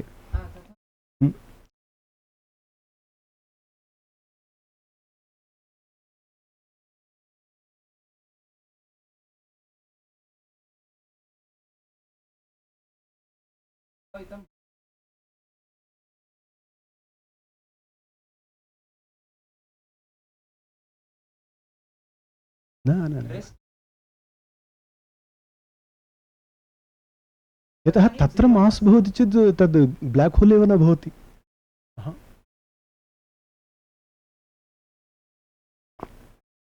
कथमस्ति भो, तद् वस्तुतः भिन्नमेव जगत् इति पश्यामि। ब्लैक होल इति तत्र शक्तिकेन्द्रीकरणमिति एतावदस्ति यतः तत् अन्यैः ग्रहीतुमपि न शक्यं, यतः ग्रहीतुं तदा शक्यं यदा न्यूनातिन्यूनम् एतत् फोटान् एमिशन् भवति चेत् ग्रहीतुं शक्यं, तदपि न शक्यते इति उक्त्वा तस्य वस्तुतः फोटान् इन्वाल्व्मेण्ट् एव न, एतस्य शक्तिकेन्द्रीकरणे एव तदेव मुख्यं, तत्र तद् अन्तः गृह्णाति।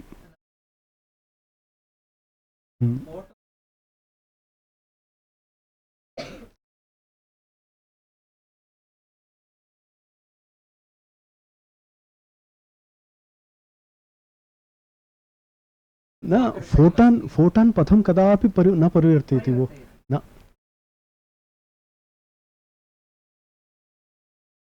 तद् एड्गर्टन् एक्स्पेरिमेण्ट् मध्ये लाइट कर्वेचर् इति ऐन्स्टैन् थियरी सः अनन्तरं दर्शितवान्, यत् ग्रहणसमये फोटो स्वीकृत्य सः उक्तवान् सूर्यस्य तस्मिन् भागे यत् नक्षत्रमस्ति डैरेक्ट् एवं भवति, परन्तु तद् अत्र दृश्यते कथमिति एड्गर्टन् एक्स्पेरिमेण्ट् कृतवान्। तदा सः उक्तवान् लाइट कर्वेचर् स्वीकरोति, यतः तस्य प्रतिबन्धो जातः इति वदति। तद्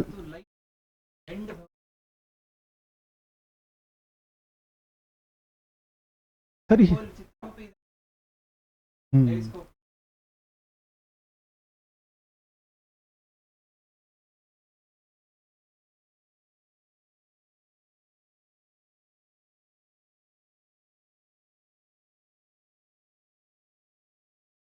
रिंग वा रिंग असल ब्लैक होल एव न दृष्टं।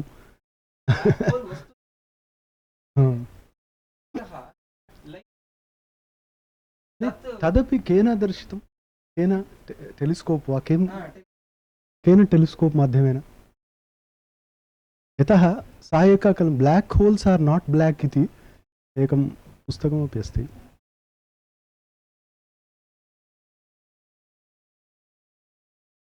यतः ब्लैक होल फोटो भवति चेत् तद् ब्लैक न भवति, अर्थात् व्हाइट होल्स इत्यपि वदन्ति।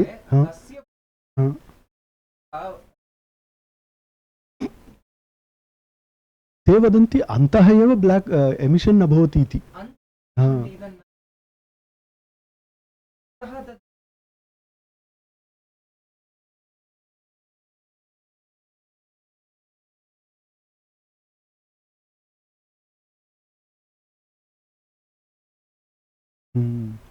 यतः ब्लैक होल फोटो भवति चेत् तद् लाइट द्वारा एव भवितुम् अर्हति। अस्तु,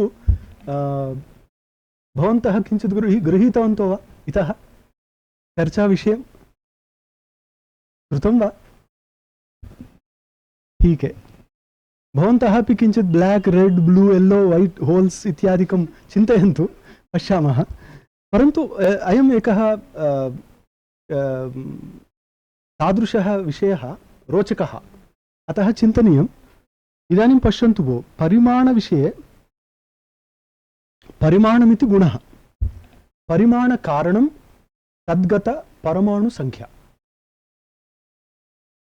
अणुः महत् इति यत्र भेदो भवति तत्र तद्गत अणुसंख्या एव कारणमिति।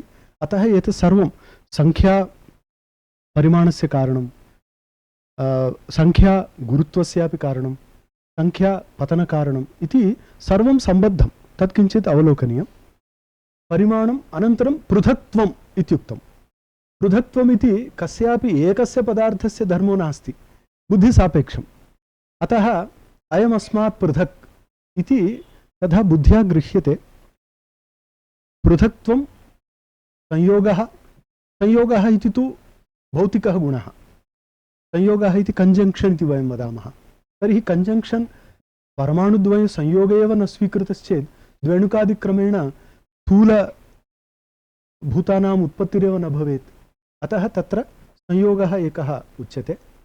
पुनः विभागः, पृथक्त्वं संयोग विभाग गुरुत्वविषये चर्चा कृता। यः गुरुः भवति तस्य धर्मः गुरुत्वमिति। आद्यपतन असमवायिकारणम् इति। अर्थात् शिष्यस्य आद्यपतन असमवायिकारणं गुरोः सः गुणः इति। तर्हि गुरुत्वम् इति पदार्थे वर्तमान परमाणूनां संख्यावशात् एकः गुणः इति। सा संख्या निश्चिनोति एतावत् गुरुत्वमिति। तेन तस्य अग्रे क्रिया भवति इति। तत्र तत्र तस्य विनियोगः दर्शितः व्याख्यानेषु। द्रवत्वं, विस्कोसिटी इति वयं वदामः। द्रवत्वं पृथिव्यामपि अप्सु तत्र भवति, सुवर्णे तेजसि अपि भवति इति पठन्ति। तथा द्रवत्वम् आगच्छति, फ्लूइडिटी इति वयं वदामः। पुनः स्नेहः, स्नेहः इति कीदृशः, अर्थात् पिण्डीभावहेतुः इव वदामः। चूर्णादिपिण्डीभावहेतुः तादृशः कश्चन गुणः यथा जले तथा पृथिवी विकारेपि भवितुमर्हति, तथा क्लेशयति इति सः एकः गुणः। पुनः शब्दः, शब्दविषये मतभेदाः सन्ति, द्रव्यं वा गुणो वा इति। तत्र अयं तावत् अत्र गुणः, अपरे द्रव्यरूपेणापि स्वीकुर्वन्ति। शब्दस्य प्रक्रिया अस्माभिः पूर्वं दृष्टा, यत् वायुतरङ्गानां तत्र तत्र अभिघातजन्य तरङ्गानां वशात् अस्माकं कर्णेन्द्रियं यदा प्रविशति, कर्णावयवम् अथवा श्रोत्रेन्द्रियं यदा प्रविशन्ति, ते तरङ्गाः तदा तत्र स्पन्दं जनयन्ति। ततः एषा प्रक्रिया अन्यत्र न दर्शिता, केवलं अर्थात् तत्र ब्रेन् पार्ट्स् इत्यादि विवेचनं न कृतं, न दर्शिते। परन्तु आधुनिकाः किञ्चित् अग्रे गत्वा फिजियोलजि मध्ये तद् दर्शयन्ति, कथम् एते तरङ्गाः तावत्पर्यन्तं गच्छन्ति, तन्मध्ये नाडी सम्बन्धः कथमस्ति, नाडी द्वारा एव गच्छन्ति। तर्हि नाडी मध्ये केन रूपेण गच्छन्ति, एतानि ज्ञानानि केन रूपेण गच्छन्ति, अर्थात् नाडी न्यूरान् माध्यमेन गच्छन्ति इति। अतः सर्वमपि न्यूरोलाजिकल् इति एक ब्राञ्च् आफ् फिजियोलजि एव भवति। ततः ते न्यूरान्, तर्हि न्यूरान् अपरन्यूरान् मध्ये सम्बन्धः न भवति, वस्तुतः संयोगः नास्ति एव। परन्तु डेण्ड्रैट्स् एक्सियोन्स् यदा भवन्ति तर्हि एकस्मात् मैल्ड् एलेक्ट्रिक् चार्ज् भवति, तर्हि अपरः गृह्णाति नयति। अनया रीत्या एक न्यूरोलाजिकल् कम्युनिकेशन् अस्ति। अस्माकं ज्ञानं सर्वमपि तादृशम् इति। अत्र शब्दः अपि एक बेसिकली फिजियोलाजिकल्, किञ्चित् अग्रे गच्छामः न्यूरोलाजिकल् इति वक्तुं शक्यते। शब्दः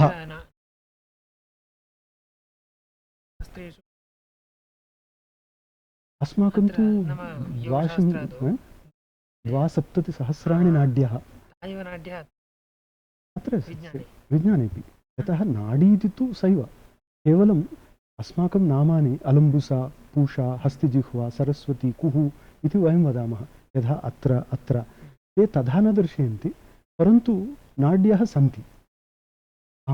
अर्थात् अत्र नाडी अस्माभिरुक्तम्, अत्रापि नाडी अस्ति, अत्रापि नाडी अस्ति। तैरपि उच्यते अत्र इति कुत्र एक्साक्ट्लि तद् बाहि अथवा अस्माकं चक्षुर्गोलकात् पृष्ठतः। तर्हि माडर्न् सैन्स् वदति पृष्ठतः कनेक्टेड् टु ब्रेन् इत्येव, बहिः केवलं ब्लड् सप्लै कृते नाड्यः सन्ति। अतः पेरिफेरल् सेण्ट्रल् मध्ये पेरिफेरल् नर्व्स् नाड्यः याः तासां तावत् सिग्नलिङ्ग् भवति, ब्लड सर्क्युलेशन् अपि तद्वारा भवति। अतः इतः सेण्ट्रल् नर्वस् सिस्टम् तः आरम्भः भवति, मेडुल्ला ऑब्लांगेटा तः अस्माकं पृष्ठतः एवं स्प्रेड् भवन्ति, एतत् पेरिफेरल्, ते सर्वत्र गच्छन्ति, परन्तु तेषां कार्यम् एकं तावत् केमिकल् सिग्नल्स् नेतुम्, अपरं तावत् अस्माकं ब्लड् सप्लै, ब्लड् द्वारा एलेक्ट्रिक् चार्जेस् अपि, ब्लड् एव वस्तुतः एलेक्ट्रिक् चार्जर्, यतः हीमो अस्ति तत्र, हीमो अस्ति इति ऐरन्, अतः हीमोग्लोबिन् इति वयं शृणुमः खलु, तत्र हीमो इति ऐरन्, अतः ब्लड् नार्मल्ली चार्ज् स्वीकरोति, अतः तत्रैव अस्माकं जीवनम् इति। अतः नाड्यः योगशास्त्रे आचार्याः पृष्टवन्तः, योगशास्त्रे 72,000 नाड्यः, तत्रापि तया एकया ऊर्ध्वम् एति, ऊर्ध्वम् आयन् अमृतत्वमेति इत्यपि उपनिषत्सु वर्तते, सा तु सुषुम्ना इति, ततः कुण्डलिनी, सुषुम्नापि ते स्पैनल् नर्व् इति वदन्ति सर, स्पैनल् नर्व् इति इतः अस्माकं वर्टेब्रे अन्ततः एवं गच्छति, तत्र अन्तः विसतन्तुवद् अस्ति नर्व्, परन्तु एते तद् योगशास्त्रे यथा कुण्डलिनी अर्थात् ऋतंभरा प्रज्ञा इत्यादि तत्कृते कारणमिति मन्यन्ते, परन्तु आधुनिकशास्त्रे अस्ति इति स्वीकुर्वन्ति, तस्य विशिष्टं प्रयोजनम् एवं रीत्या न दर्शयन्ति, यत् अकल्ट् पवर्स् आगच्छन्ति इति ते न पश्यन्ति, इति एक नर्व् इति नाडी। इडापिङ्गला तु बहु कष्टम्, इडापिङ्गला इति यतः तेषां क्रास् अत्र क्रास् भवति, तत् न दर्शितं तैः, परन्तु ब्रेन् अयं भागः एतं भागं प्रभावयति, अयं भागः एतं भागं क्रास् अस्ति एव, परन्तु तद् अत्र भवति वा इति एतदपि न निश्चितम् इतोपि, यतः फिजियोलजि मध्ये, एनाटमि फिजियोलजि मध्ये अत्र प्रापर् इंटर्सेक्शन् भवति इति तु न दृश्यते। अस्माकं हठशास्त्रे तन्त्रशास्त्रेपि भ्रूमध्यस्थाने एव एतेषाम् इंटर्सेक्शन् इति तथा नास्ति।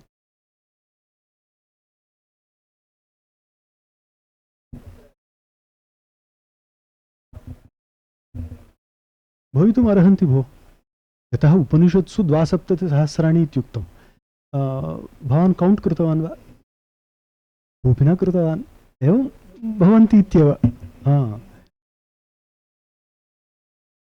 एकः उक्तवान्, अहं वदामि नक्षत्राणां संख्या इति सः उक्तवान् 10,02,020 इति उक्तवान्। अपरः उक्तवान्, कथं भवान् उक्तवान्, कौण्ट् करोतु भवान्, मया तावत् उक्तम् इति। अतः एतासां संख्यानाम् अहं किमपि प्रामाण्यं न पश्यामि, परन्तु वदन्ति अधिकसंख्याकाः सन्ति इत्येव।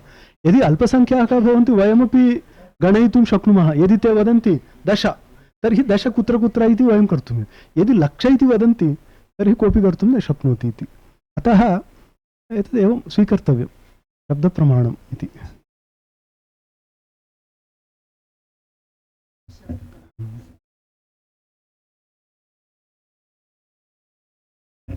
इडा पिंगला सुषुम्ना, या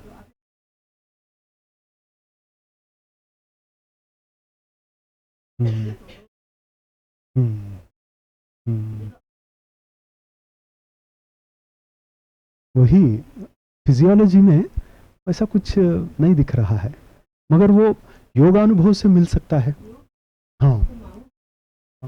हाँ, क्योंकि ये चक्र तंत्र शास्त्र में चक्र है, चक्र को फिजिकली मानेंगे, जैसा दयानंद सरस्वती जी ने सत्यार्थ प्रकाश में खंडन किया, बोला कि मैंने लाश लाए निकाल के चीर के देखा, चक्र नहीं, कुछ नहीं। तो चक्र का अर्थ वो नहीं है, चक्र का अर्थ एनर्जी सेंटर, और वो हर किसी को अपने मंत्र योग में, लय योग में, नाद योग में अनुभव में आता।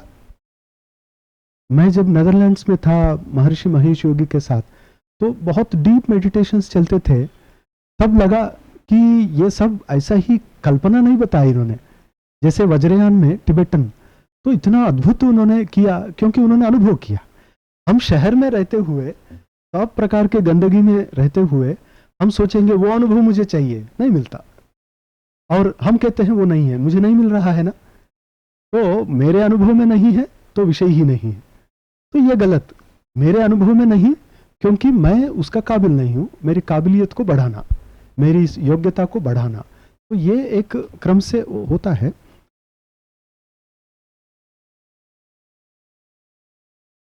हम्म, हम्म।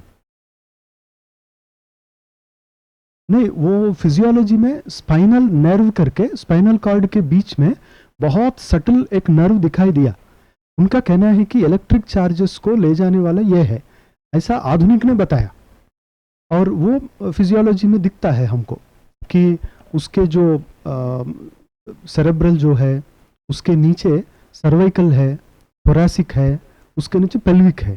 तो इनमें हम जब इसको अध्ययन करते हैं तो वो मिल जाता, मगर वो तंत्र शास्त्र में जैसा बताया वो इनको पता नहीं कि उसमें से कुंडलिनी जाना क्या है।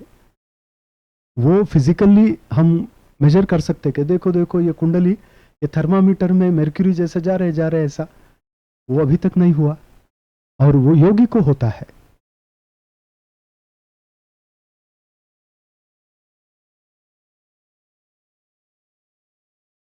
हम्म,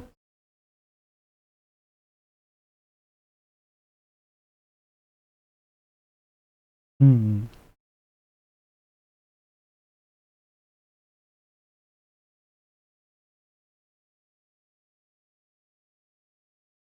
हम्म। तंत्र शास्त्र वही बताता है। तंत्र शास्त्र के अनुसार हर एक कमल का लोटस, वो लोटस के पेटल्स है, और उसका हर एक का बीजाक्षर है, और हर एक का डायरेक्शन है, देवता है। और जीव निद्रा में कौन से पेटल का कितना भ्रमण करता, ये भी तंत्र शास्त्र में बताया। हाँ, हाँ, इसी से गया बौद्ध में। तंत्र शास्त्र में जो कुलार्णव हो, रुद्रयामल हो, इनमें जो बताया कि नाड़ी है, नाड़ी में ये 3 इड़ा पिंगला, इड़ा लेफ्ट है, पिंगला राइट, सुषुम्ना, और उन्होंने अलग नाड़ी भी बताई, नाथ संप्रदाय में बताए। ये सभी नाथ संप्रदाय तो 11वें शतक के हैं, उतना प्राचीन नहीं जितना बौद्ध है, मगर बौद्ध में बहुत विस्तृत विवेचन किया विशुद्धि मग्ग में। जैसे अपने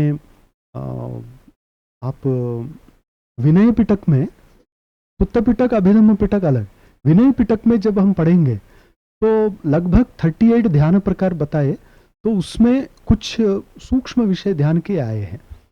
जो वैशाली, जो उज्जैनी के पास विदिशा है, विदिशा नगरी में बुद्ध भगवान जब 2:30 o'clock बाहर जाके पेड़ के नीचे ध्यान में बैठे, तो उनके आए हुए अनुभव उन्होंने लिखे। उसमें विषयवती, ज्योतिष्मती, गंधवती प्रवृत्तियों का वर्णन है। ये बुद्धिज्म में आया। ये योग शास्त्र में भी उन्होंने ये बताया कि विषयवती व प्रवृत्ति उत्पन्ना मनसः स्थिति निबंधनी के बाद ज्योतिष्मती प्रवृत्ति करके लिया।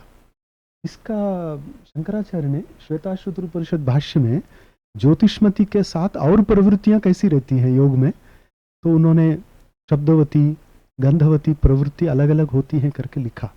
तो ये तंत्र में आए। हाँ, हम्म,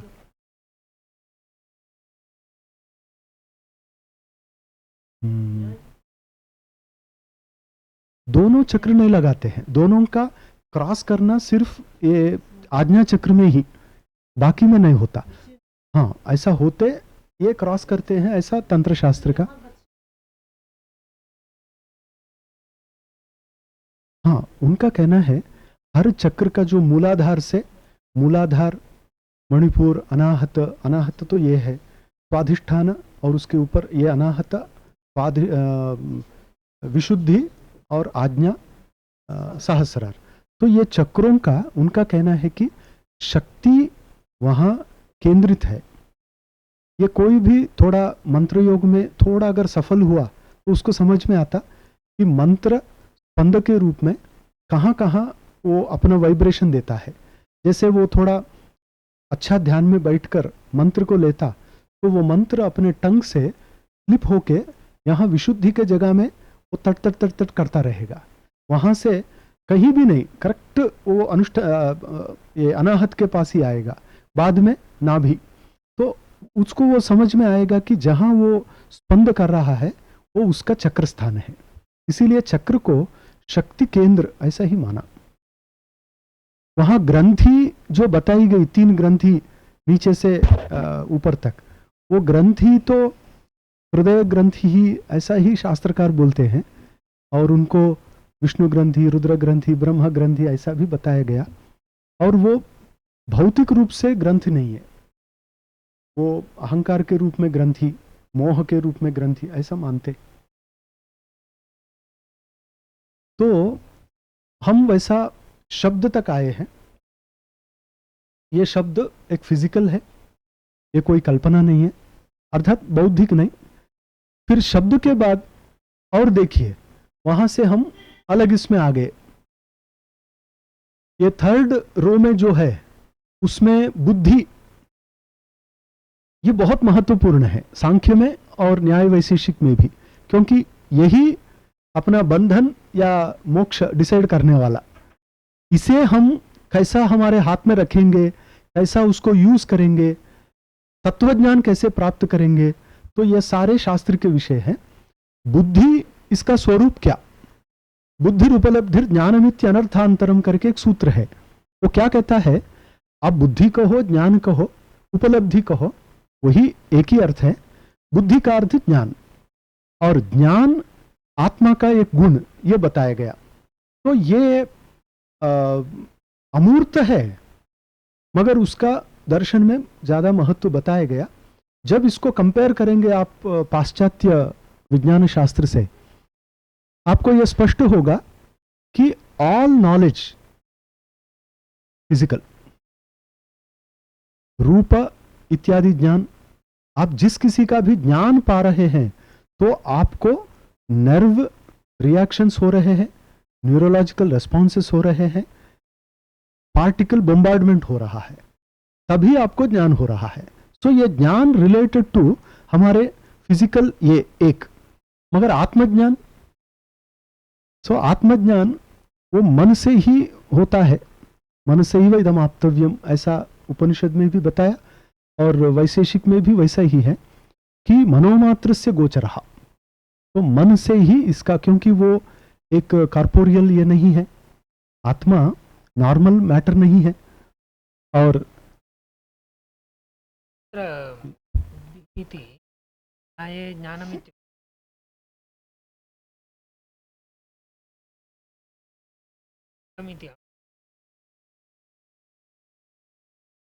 हाँ तत् हाँ तत्र कथमस्ति सर्, मेडिसिन् मध्ये मैण्ड् न स्वीकुर्वन्ति, ब्रेन् स्वीकुर्वन्ति।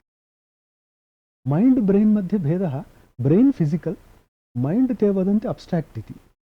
अत्र ज्ञानं तत्र एतत् काग्निशन् इत्येव, काग्निशन् इति ब्रेन् रियाक्षन्स्। इदानीं तावत् मेडिकल सैन्स् मध्येपि यावत् ज्ञानमस्ति ते तथा पश्यन्ति ब्रेन् रिलेटेड। ब्रेन् मध्ये 3 पार्ट्स् भवन्ति, सेरिब्रम्, सेरिबेल्लम्, मेडुल्ला, मेडुल्ला अब्लाङ्गेटा इति वदन्ति पृष्ठभागे बैलेन्स् कर्तुं।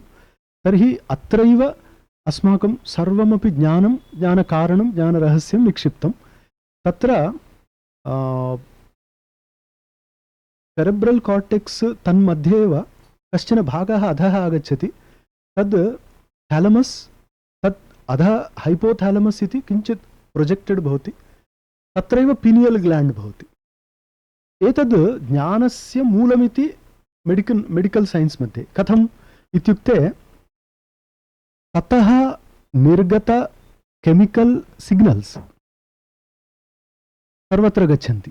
आदौ तावत् थैराइड पैराथैराइड इति तत्र गच्छन्ति, थैमस्, अनन्तरं पैंक्रियास्, अनन्तरम् अत्र एंडोक्रिन, भवन्तः जानन्ति ग्लैंड्स् मध्ये एड्रिनलिन् इति भवन्तः बहु टीनेज् मध्ये श्रुतवन्तः स्युः। किड्नी उपरि ग्लाण्ड्स् भवन्ति, ततः एड्रिनलिन् इति केमिकल् निर्गच्छति, तस्य रश् भवति। तत्रापि तद् कार्टेक्स् मध्ये मेडुला मध्ये एव भेदः, उपरितनभागे मध्यभागे। यथा पेङ्क्रियास् मध्ये अल्फा बीटा डेल्टा इति कणेषु एकस्मात् कणादेव इन्सुलिन् आगच्छति, सर्वस्मात् नागच्छति। एतद् तत्रैव तस्य निर्गमस्थानं। यदा त्रयम्बकेश्वरात् गोदावरी इति वयं वदामः, तदा तेभ्यः कणेभ्यः इन्सुलिन् निर्गमनं भवति इति। तथा इतः सर्व सिग्नल्स् गच्छन्ति, सिग्नल्स् गच्छन्ति चेदेव अस्माकं ग्रोत् पर्फेक्ट् भवति, अस्माकं लैफ् पर्फेक्ट् भवति, गर्भे वा गर्भात् बहिर्वा इति सर्वं केमिकल् सिग्नल्स् द्वारा भवति इति साधारणं। केमिकल् केन रूपेण? हार्मोन् रूपेण भवति इति। अतः ब्रेन् तः सिग्नल् प्रेषणीयं केन माध्यमेन? केमिकल् माध्यमेन। केमिकल् किं? हार्मोन्। तत् कुत्र गच्छति? तद् अधः थैराय्ड् पेराथैराय्ड् मध्ये, ततः सिग्नल्स् गच्छन्ति, थैराक्सिन् इत्यादि अत्रैव भवति। तदा तस्य व्यक्तिविशेषस्य ग्रोत्, ग्लाण्ड् अर्थात् तस्य वयोनुसारं ग्लाण्ड् परिवर्तनं सर्वं तत्रैव भवति इति। अतः ब्रेन् इत्येव सर्वेषां मूलम् इति मेडिकल् सैन्स् पश्यति, मैण्ड् इत्यपि न स्वीकुर्वन्ति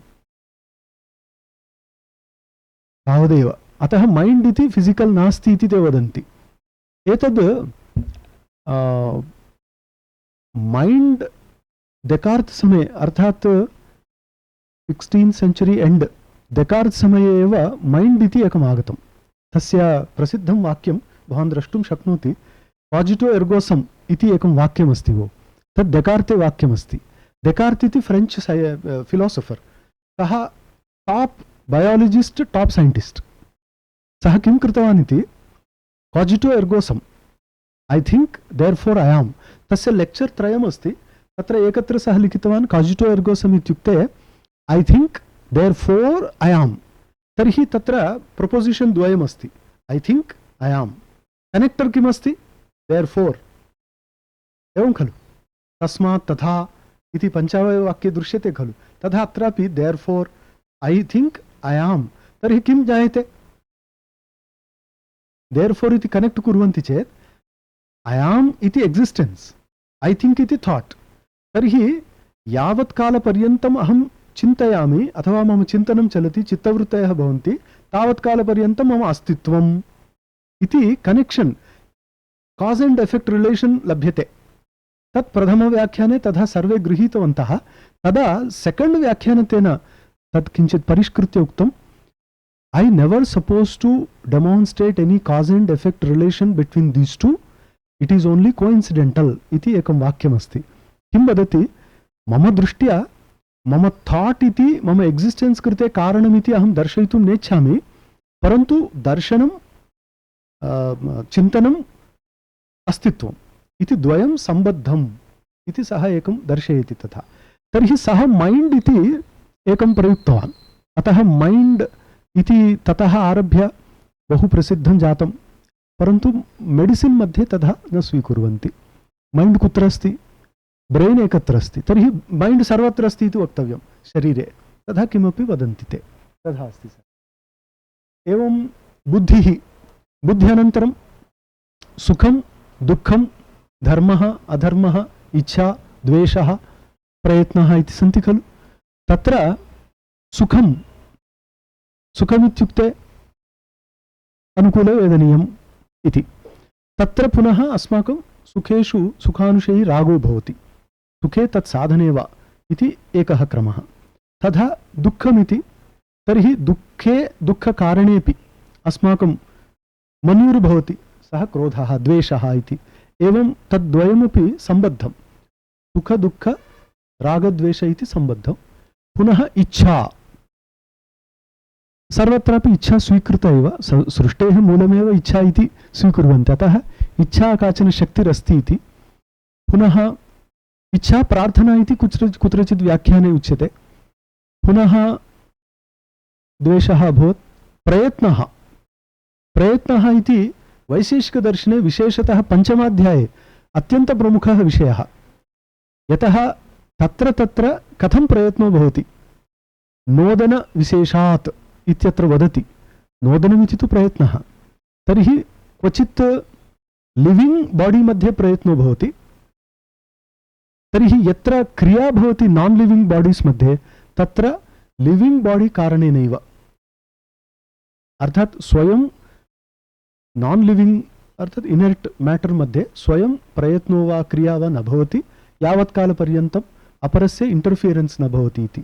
एतद् न्यूटन् लॉ मध्येपि दर्श्यते, unless it is affected by another it doesn't act upon its volition इति वदन्ति। प्रयत्नः इति चेष्टा यत्नः इति तस्यैव नाम। कुत्र भवति, आत्मनि भवति इति। धर्मः अधर्मः, कः धर्मः, किम् अवगतं भो? धर्मस्य लक्षणं किम्? एतोऽभ्युदयनिष्ठे सिद्धिः इति वा?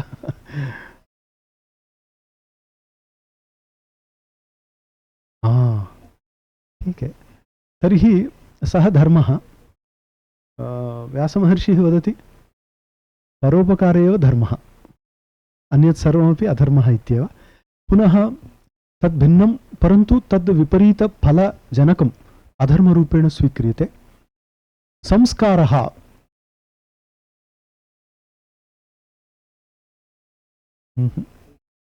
यतः मेरिट् डिमेरिट् इति वयं ट्रान्स्लेशन् पश्यामः, परन्तु एतत् सापेक्षमित्येव पाश्चात्यदर्शनेषु। शास्त्रे तु विज्ञानशास्त्रे न भवति, धर्माधर्मयोः प्रस्तावः नास्ति, अत एव अस्माकं दर्शनं तेषां दर्शनात् पृथक्। तेषां दर्शनमेव स्थूलम्, अस्माकं किञ्चित् सूक्ष्ममिति वयं पश्यामः। अतः धर्मपथमित्येव बौद्धदर्शने अस्ति, अतः धर्मः प्रमुखः अस्माकं। पाश्चात्य तत्त्वशास्त्रे धर्माधर्मयोः यत्र क्वचित् विचारः कृतः, ते वदन्ति सापेक्षः। एकः धर्मः एकत्र स्वीक्रियते चेत् अपरत्र कदाचित् सः धर्म एव न स्यात्। यथा अस्माकं शास्त्रेष्वपि तत्र तत्र उच्यते देशकालानुसारं धर्मः परिवर्तते इत्यपि। धर्मस्य स्वरूपं सार्वकालिक सार्वदेशिक नियम धर्मः कश्चन भवति, कश्चन परिवर्तते इति। अतः देशानुसारं कालानुसारं केचन धर्माः परिवर्तन्ते इति। कथमिति, क्वचित् पञ्चवादने सूर्योदयकाले उत्थातव्यमिति नियमः, अपरत्र कदाचित् पञ्चवादने सूर्योदयः एव न भवति चेत् तर्हि तस्य देशस्य अनुसारं तत्र कथञ्चित् नियमः परिवर्तनीयो भवति। धर्मशास्त्रेषु तथा बहुधा चर्चा कृता, चिन्तनं कृतं, निर्णयः कृतः, बहवः ग्रन्थाः आगताः। अतः धर्माधर्मयोः विज्ञानशास्त्रेण तथा सम्बन्धो नास्ति। प्राचीन ग्रीक फिलासफी मध्येपि ते चिन्तितवन्तः धर्माधर्मौ अस्मान् न प्रभावयतः, अस्माकं जीवनं तदधीनं नास्ति इति। अर्थात् अस्माकं जीवनं चलति, तस्य तेन सह सम्बन्धो नास्ति इति।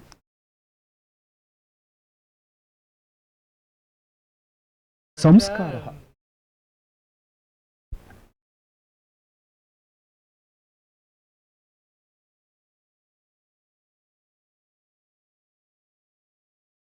तथा तैः सर् पाश्चात्येषु यथा बैबिल् एकं प्रमाणं पुस्तकं पश्यामः, ग्रन्थं, कुरान् यथा इतरग्रन्थाः। समस्या का इत्युक्ते तेषाम् इतर अस्माकं शास्त्रग्रन्थाः इव न सन्ति। अपोसिल्स् भवन्ति, परन्तु प्रधानग्रन्थस्तावत् बैबिल् कुरान्। तर्हि बैबिल् मध्ये ओल्ड् टेस्टमेण्ट् न्यू टेस्टमेण्ट् अपि वयं पश्यामश्चेत् ते किं वदन्ति, do to others as you do to yourself इति एकः धर्मः। अर्थात् इतरैः सह तथा व्यवहरतु, यदि तेषां दुःखं तद् भवद्दुःखमिव मत्वा तन्मा करोतु। अर्थात् अपरेषामपि दुःखं भवेत् इति चिन्तयित्वा परिहरतु। यदि भवतः सुखम् एतस्मात् तर्हि चिन्तयतु अपरेषामपि सुखं भवति एतादृशम्। अतः 10 कमाण्ड्मेण्ट्स् इति ओल्ड् टेस्टमेण्ट् मध्ये बैबिल्, मोसेस् तस्य साक्षात्कारः वर्तते। मोसेस् इति फेरो तस्य मित्रमेव, बाल्यमित्रं, परन्तु सः धर्मगुरुः जातः।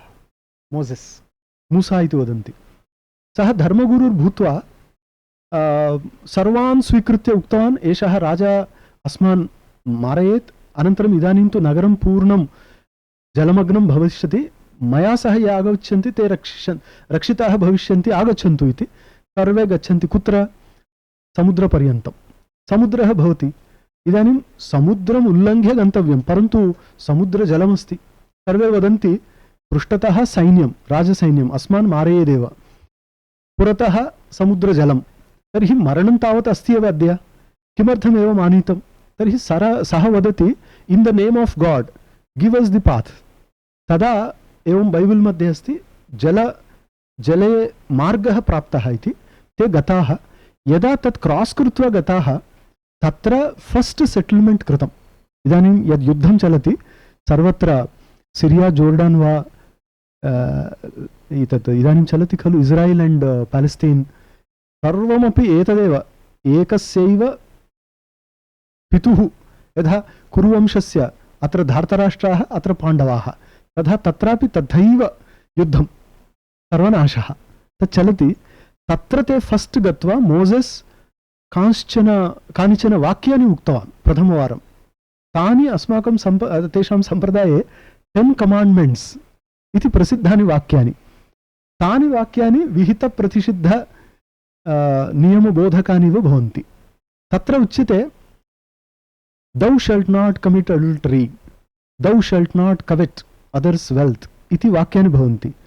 तस्य अर्थः you should not do it, you should not do it इति, अर्थात् प्रतिषेधः। अतः प्रतिषेधवाक्यानि भवन्ति, तथा विधिवाक्यानि अपि सन्ति, एवं व्यवहरतु इति। तथा इत्युक्तौ इदानीं विज्ञाने विचाराणाम् आविष्कारः, तर्हि विहितकर्म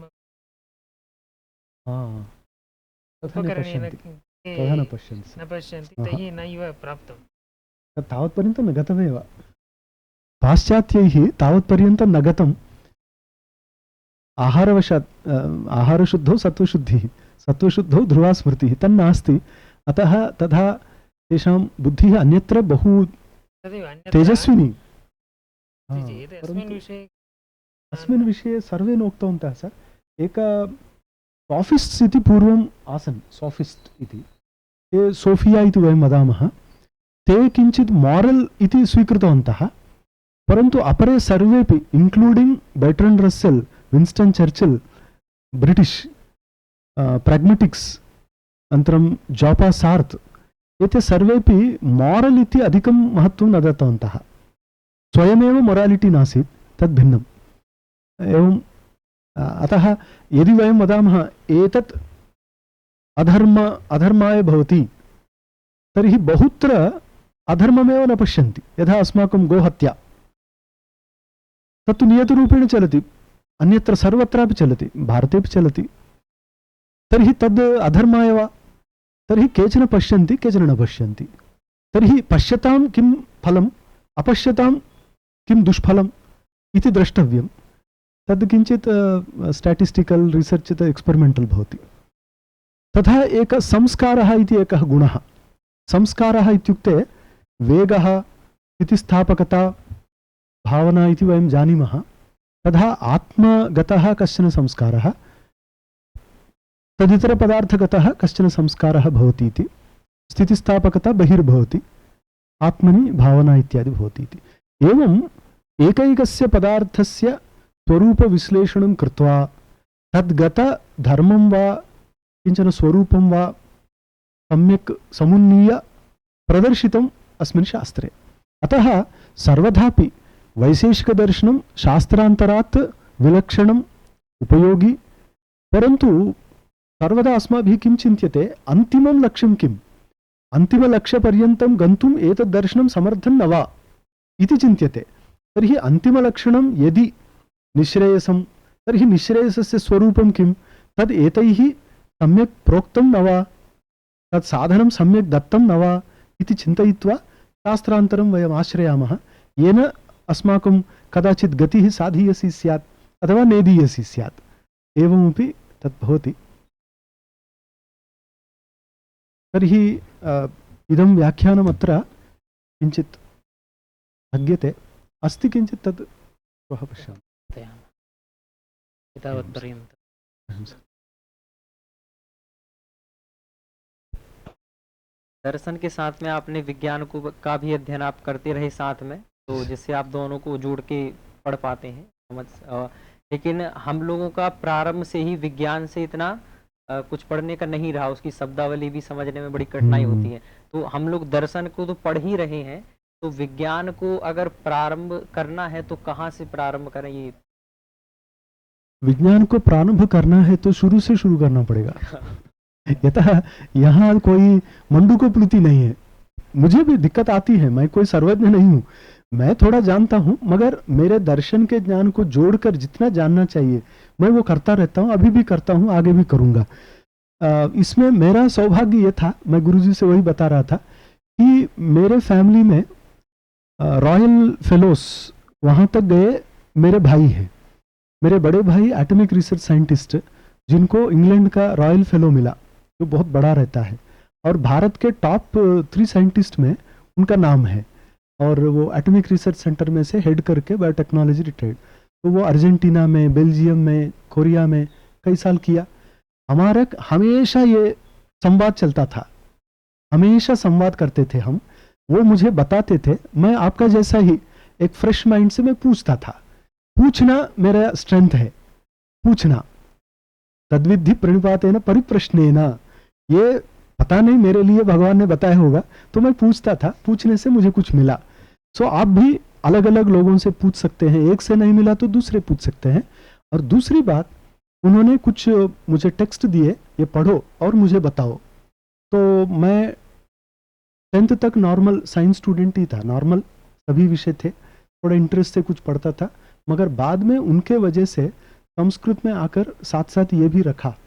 और मैं जो भी लेटेस्ट हैं वो भी पढ़ता हूँ, जितना शक्य है उतना अवगत कराने का प्रयास करता हूँ और वो रिलेट करता हूँ, ये एक है।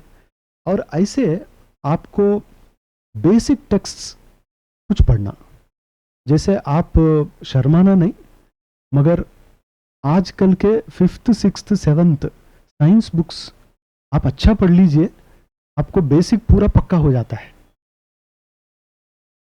NCERT बहुत अच्छे है वो, क्योंकि उसमें आपको ये जो एलिमेंट्स है, मेंडलीव टेबल है, उसमें केमिकल एलिमेंट्स कैसे बनते हैं, कैसे इतने आए हैं, कौन कब क्या बोल रहा है, ये आप उत्साह से आप पढ़ेंगे तो आपके उत्साह से वो याद रहेगा। ऐसा आप जोड़ते जाइए, ज्ञान को जोड़ना ही पड़ता है, थोड़ा आज सीखा कल कुछ सीखा, जोड़ते जाते हैं ऐसा। तो ये आप कर सकते हैं, नहीं तो अब छोड़ दीजिए, दाढ़ी बढ़ा दीजिए, एक कहीं गुफा में जाके बैठिए, अंदर जाना तब पता चलेगा। सच में ये रमण महर्षि कहते थे, हृदय विषय मनसात्वम छिन्वता मज्जता वा, ऐसा एक वाक्य है। आपके अंदर भीतर चलना है तो 2 प्रकार से, एक ढूंढते ढूंढते ढूंढते, जैसा ये क्यों ऐसा, ये क्यों वैसा, करते करते करते करते जाओ, नहीं तो सब छोड़ के डूब जाओ। वो डूब जाना भी ज्ञान का साधन बताया गया ये अपने योग शास्त्र में, तो कोई भी एक कर सकते हैं। फिलहाल वो दाढ़ी बढ़ाना पेंडिंग रख के 5th class 6th class 7th class का पुस्तक ले लेना। जिनकी दाढ़ी बढ़ गई तो वो सुखी है। जी मैम। हाँ,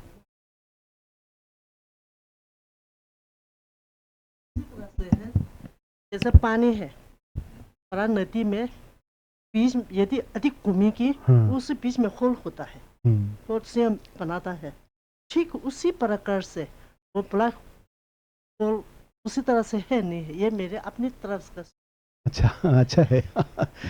सो उस वेग से उसी में बिल्कुल गहरे तक चल जाता है, हाँ, बीच में बिल्कुल खाली है। अभी पर ब्लैक होल का चर्चा बहुत होता है ना, कुछ ये दोनों कुछ संबंध है नहीं है। इसमें भी वैशेषिक में भी है, क्योंकि उसका एक नोदन रहता है, जी जी जी और वो कर्म से उसका जो गहराई तक आपने जैसा कहा वर्लपूल बनता है, जी।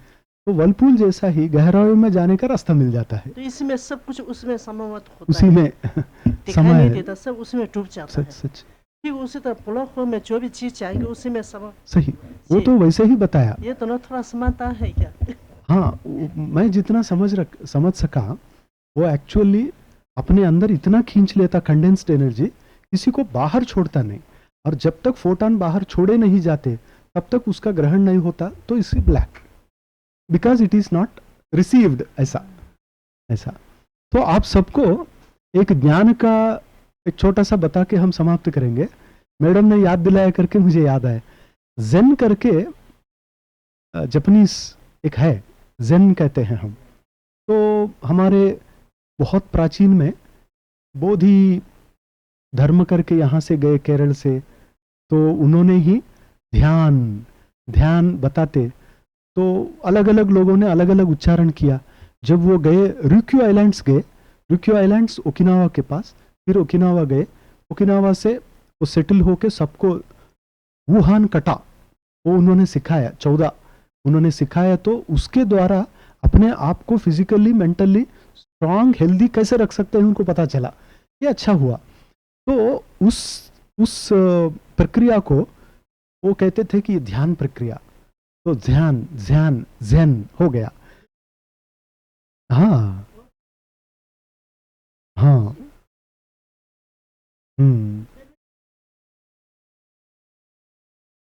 शन, हाँ, हम्म हम्म हम्म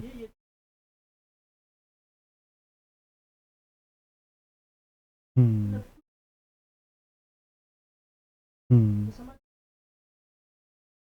हम्म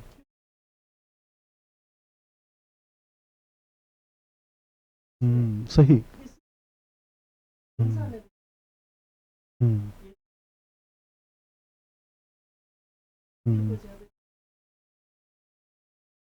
हम्म हाँ, सही,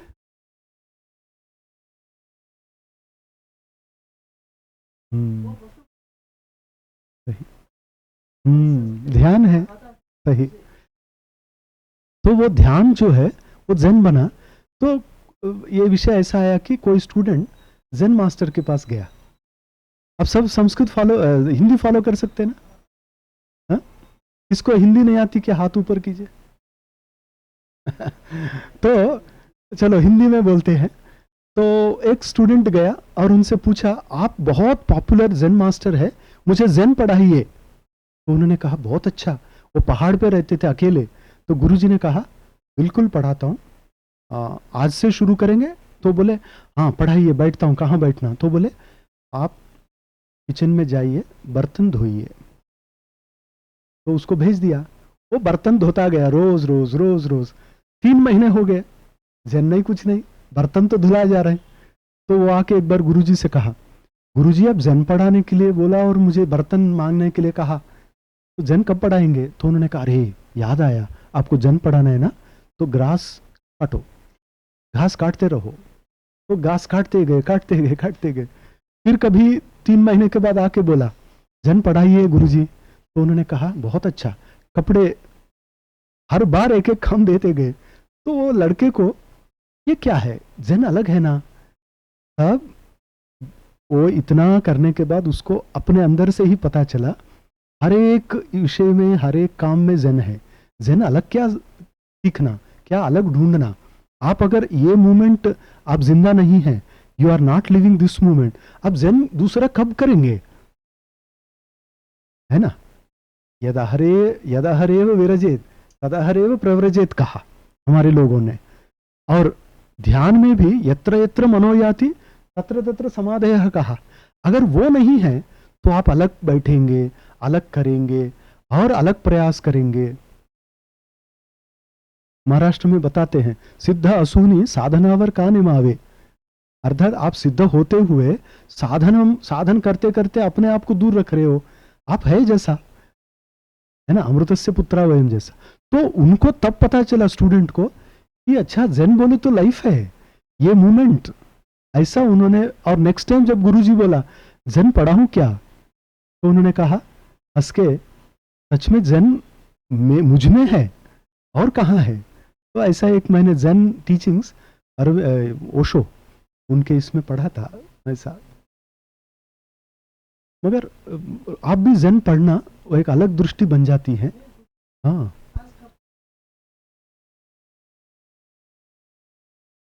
हाँ हाँ या हाँ, वो बोला ज़ेन बोला, फिर सुजुकी एक मास्टर, उन्होंने तो बहुत किया उस पर, मगर ये सब अपने ही इसको मार्केटिंग करना अपने ही इसको लेके मार्केटिंग अच्छा किया। प्रोडक्ट अपना है और हम तो पुअर मार्केटिंग है, हम तो बना सकते हैं, मार्केटिंग के समय आने पर हम परावैराग्य में चले जाते हैं। ठीक, ध्यान, हाँ, ध्यान का, हाँ, ध्यान बोला, वही ध्यान है। यही हमारा हमारा इतना पुराना है, मगर ठीक है, ध्यान योग शास्त्र में पहली बार आया ऐसा नहीं। 6th सेंचुरी गौतम बुद्ध के पाली ग्रंथों में, विनय पिटक में, विशुद्धि मग्ग में आप पढ़ेंगे तो बहुत है, ध्यान है वहां भी, और उन्होंने बहुत डीप अंदर तक जाके अनुभव किया। ऋतंभरा ये शब्द जो योग सूत्र में मिलते हैं बहुत सारे उसमें भी है। तो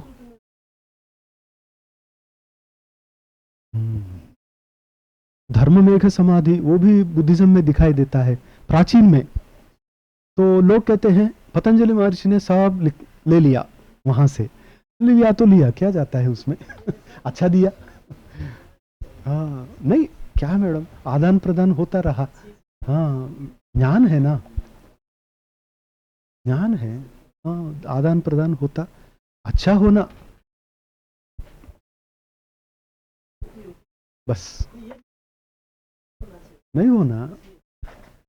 यह कश्चित जीवति वर्षशतम जीवति, यह कश्चित चिरम जीवति वर्षशतम जीवति। तो हमारा अगर 50 तक पहुंचे तो दिखता है ना, अब 20-30 साल रहने वाले हैं। अगर 60 तक पहुंचे तो ज्यादा से ज्यादा एक 20 साल रहेंगे, यही है। और कितना हम करेंगे इस पर उम्मीद रख के। इसलिए ज्ञान ये मनुष्य का सबका एक क्या बोलते, एक अपनी अपनी प्रॉपर्टी सबका है, इक्वल अधिकार। दोष है तो परिष्कार करके आगे बढ़ना, समाज के लिए अच्छा हो उसी का प्रचार करना, और किसी का नुकसान वो कभी धर्म नहीं बन सकता, वो गलत है। मगर उसी पर धर्म का चल रहा है, बाहर नुकसान करना ही धर्म मान रहे हैं, तो उनको साष्टांग नमस्कार करके छोड़ देना। तो आप सबको बहुत बहुत धन्यवाद, और आज का व्याख्यान यहाँ रुक जाते हैं। नमस्ते। आचार्येभ्यः प्रणतिपुरस्सरं धन्यताम् आविष्कुर्मः। अधिकं किमपि वक्तव्यं नास्ति इदानीम्। इदं सत्रमत्रैव परिसमाप्तं। शान्तिमन्त्रेण सर्वे भवन्तु, सर्वे सन्तु निरामयाः, सर्वे भद्राणि पश्यन्तु, मा कश्चित् दुःखभाग् भवेत्। ॐ शान्ति शान्ति।